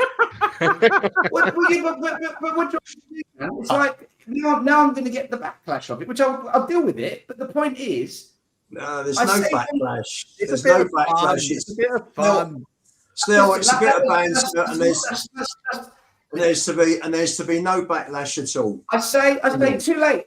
I said one thing. Why does the second part of the sentence not get considered? I said very clear, this squad is not good enough for what we want as fans. I said that. But then you're making out as if I'm saying, oh, it's not good enough. No, but the first part of the clip was in there. I haven't cut that bit out, have I? Go. I think you cut it down. You just Yeah, say it's a bit of fun, mate. Come on, don't take yourself so seriously. It's a bit of fun. He's fuming. He's fucking fuming. I'm not fuming. I've kept my calm. I've got my tone has stayed the same. I'm not shouting. I'm not cursing. That's right. Don't worry. Oh dear. Wish I hadn't done it now. I thought it was going to be a giggle, but it's turned out the wrong way. Listen. Anyway, all right. Listen, it was only a bit of fun. Still, it's a bit of fun. I thought you'd take a bit more fun than that, but fair enough. How's that fun? Fun for who? For you lot? Hey, I get clipped all the fucking time. You don't clip any of them lot what they say in the WhatsApp group. You clip me of what I said about one. I got sent. You don't clip me as a them lot they say. You clip me. You're like, I didn't clip it. I got sent it. I just thought it'd be fun. Still, it was my turn last week. What screenshots have we used of you saying anything? What WhatsApp private chat groups have you had clipped? It's a joke. You came after me. You're a flip flop. You've changed your mind, etc. So you all through the WhatsApp groups you were coming after me. Come on. Where's the screenshots of those WhatsApp groups on here? It was the same thing. Now we know what's happened at the Lewis Ball with Levy because they did a flip flop. And Levy flip flopped, right? And the Lewis kids got him banged to rights. And this is how it all kicked off on the board. Listen, I got sent it. And by the way, it wasn't from I know it's on Sabbath's channel. That video, it wasn't Sabbath didn't send it to me. By the way, just in case I see. I don't know who said it. I don't want to know. No, it's a bit of fun, mate. It's a bit of fun. That's what it was. You know. I feel bad now. I feel like we can't have a joke. Don't feel bad. Don't regret anything. I call out Johnny every day on Football Inc. I call out Lube every chance I get. Come after me. Let's not forget, Stel. Like my dog had death threats when Levy fucking it's part of the game. It's a bit of fun. Come on, mate. It's a bit of fun. It calls me out all the time. Pray for Bugsy. Time. Yeah, I get it as well. Come on, Stel, you're bigger than that, mate. You've had a lot worse than that, mate. We all have. Remember, I think that's disingenuous because what I said, nothing there was wrong, but it's been depicted as if I've got like this. I've said one thing then backtrack when I haven't. They were your words, though. In fairness, they were your words. You said last week. I don't want to hear anybody saying that this team isn't good enough. That this team isn't good enough. You're doing it again. No, you're doing it again. You're saying half of what I said. I said this. The only way out of this, mate, is still the only way out. No, it's not. It's what you've done is disingenuous. I clearly said this squad is not good enough for what we want as fans. Why don't you say that bit? Why do you ignore that? On the first clip from Monday. No, answer the question. Why do you ignore that bit? Oh no, answer the question. There's actually more, Steph. There's actually more. Actually, it's more. There's a lot more. You know what? I'll post if you want. I'll post the full 8-minute clip. I just cut it out because it was too long. I mean, listen, Stel, it's a bit of fun. I think you're sensitive about this one. I'm sorry. Fun for who? It's a bit of fun for the channel, right? Yeah, but you're taking it the wrong way. But for what it's worth, on Monday's show, you said it wasn't the players, it was all on Thomas Frank why we've been shit. Now I hope that we can put to bed this idea that Tottenham don't have the Tottenham players aren't good enough. And if you go back to that show on Savage channel after the Bournemouth game, you said the players aren't good enough. You've done it again. Good Hang on a minute. Hang on a minute. Doing it again. Sean, I'm concerned for you, Sean, because I feel that Stel is about to sue you and for copyright and like accusing you of becoming the BBC, mate, and manipulating, stitching together various clips. The full clip doesn't do. The full clip isn't much. There are people now that are going to use that and they're going to love that. And I'm going to be on the, and I'm going to sit there defending because you've taken it all out of context, all of you. Mate, no one's clipping that. Yes, mate. Yes, I know exactly how this goes. No. Breathe, Stel, breathe. Oh, Jesus Come on. Christ. Come on. I am breathing. Mate, I've stayed chill. I know you're breathing. Accepting. Listen, that was disingenuous, man. Big time. I'm telling you. Stel, for what it's worth, right? The crux of your opinion is actually right. I agree with you, by the way. No, too late, mate. I don't want to hear that now. Wait. I agree that we're nowhere near good enough to challenge for the title, and the squad should be finishing 5th to 8th as we all predicted. But I do think you did say we shouldn't even finish top 10 in that video. I know you said if we're competing on all fronts, but that's a little bit. I think you said something in the heat of the moment when you were ranting about a loss, and you did say we couldn't finish top 10. It's true. It's true. We can't. That was pretty much what I said last week. I think Listen, we're like I've got the most embarrassing one. I don't think anyone could be more embarrassing than mine still. I went on the last word of Spurs, We Are Tottenham TV, and I said, I think this is the most embarrassing, that Timo Werner could be a player, right? And that got clipped, right? So like when we talk about getting clipped and played, that one gets rolled out. It happens. It happens. Yeah, I went drunk onto We Are Tottenham TV, and I said, just like when Lubo said that the players he's missed. I said, I've been clipped before. There's a way of doing it. I've been clipped before. Like, don't talk to me as if I haven't been clipped. I've been clipped before. That was me was disingenuous. The way it wasn't. The way you picked certain things I said as well. Ah, come off it. No, I'm not coming off it. That's how I feel. You can't tell me how I feel. That's how I feel. I won't tell you how to feel, but I'll tell you that I think that you're massively overreacting to you've just been caught with your pants down on the bad take. You've cherry-picked parts of my sentence and ignored the context. Oh, I haven't. I've left in everything the first time. I just took the last bit of I took the last bit for the last set. Then you only say one thing. But when you comment on it, you only pick the part of it that you want and ignore the other part of what I say. When you comment on it. Why are you worrying about my commentary? If the initial statement is in there, everyone can see it for what it is. And by the way, the 8-minute clip is worse. The unedited 8-minute clip is worse still. So you should be thanking me. Cool. All right, move on. Next subject. Try to make you look better. I can't believe this has gone the way it has. Fuck's sake. All right, listen. Should we round it off at 158, or do you want to go what about the predicciones? Oh, the predictions. We've got in the predictions. Yeah. Remember, guys, I always get it wrong. So get your money on. If I do your score, whatever you do, don't do that score. I'm gonna go 2-1 Spurs. 2-1 Spurs. Yeah. Lubo? Me too. I think you'll get that right this time. Hashtag me too. 2-1 as well, Spurs.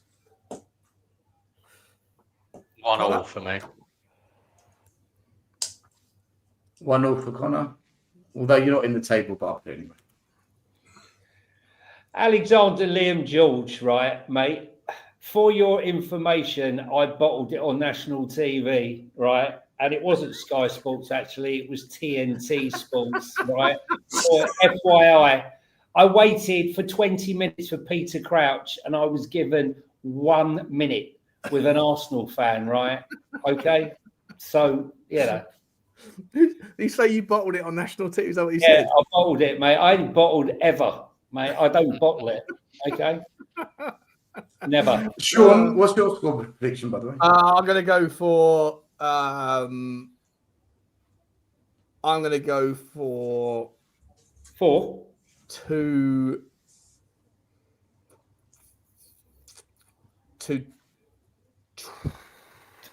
2-2. That's my prediction. I went for 2-2 as well. I don't think. Would you say that? I wouldn't say that was a bad result. I just don't want to. I want to carry some momentum. Can I just ask one question before we go on to the next prediction? Can someone tell me the last time Thomas Frank had a whole week to prepare for a game? International break. Yeah. Well, they weren't together, were they? Most of them. Well, then you go all the way back to like August, don't you? We haven't had one really. Is it August? Is it August? I'm just trying to remember. Yeah, we played twice a week, every week, apart from the international breaks, basically. Yeah, so. This is the first time the Liverpool game is going to be the longest we've had to prepare since the start of the season for a game. Mm. And interestingly enough, we played 8 midweek games, and the results following the midweek games: 1-2, drawn 4, lost 2.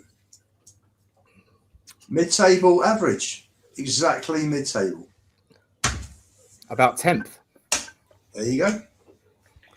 Luke, I've just had a message that a lot of people are now interested in the files. I would suggest you now remove them after the show and put them in a safe. They're going up in the loft. I'm clearing that. I'm clearing that out over the next few days. They're going up in the loft. We'll round it off. I feel like the energy's sort of gone. I didn't mean it, but I was just a bit of fun. But okay. Appreciate everyone. We've got a couple of super chats. Definitely, Main, big up to you. We've always struggled to break down low blocks. Yeah, we have. A lot of teams do, mate. It's a lot easier to set up a low block than it is to break it down, for sure. Big up to you, man. Thank you very much for the super chat. And Shay Bryant has said, great stuff as usual, guys. Not Stell. Okay. Come on, you Spurs. I hope that's a joke. Appreciate you, Shay. Thank you very much indeed for your super chat. Guys, please don't forget to smash the like button, hit the subscribe and all the notification bells. And also don't forget that you can find the very best of all of your sport and football clothing if you search for OK Jersey. And then when you find that company, if you go and stick the code 5, F-I-V-E, in at checkout, you can get 8% off already. Unbelievable prices and unbelievable quality. And we appreciate them for being the show's sponsor.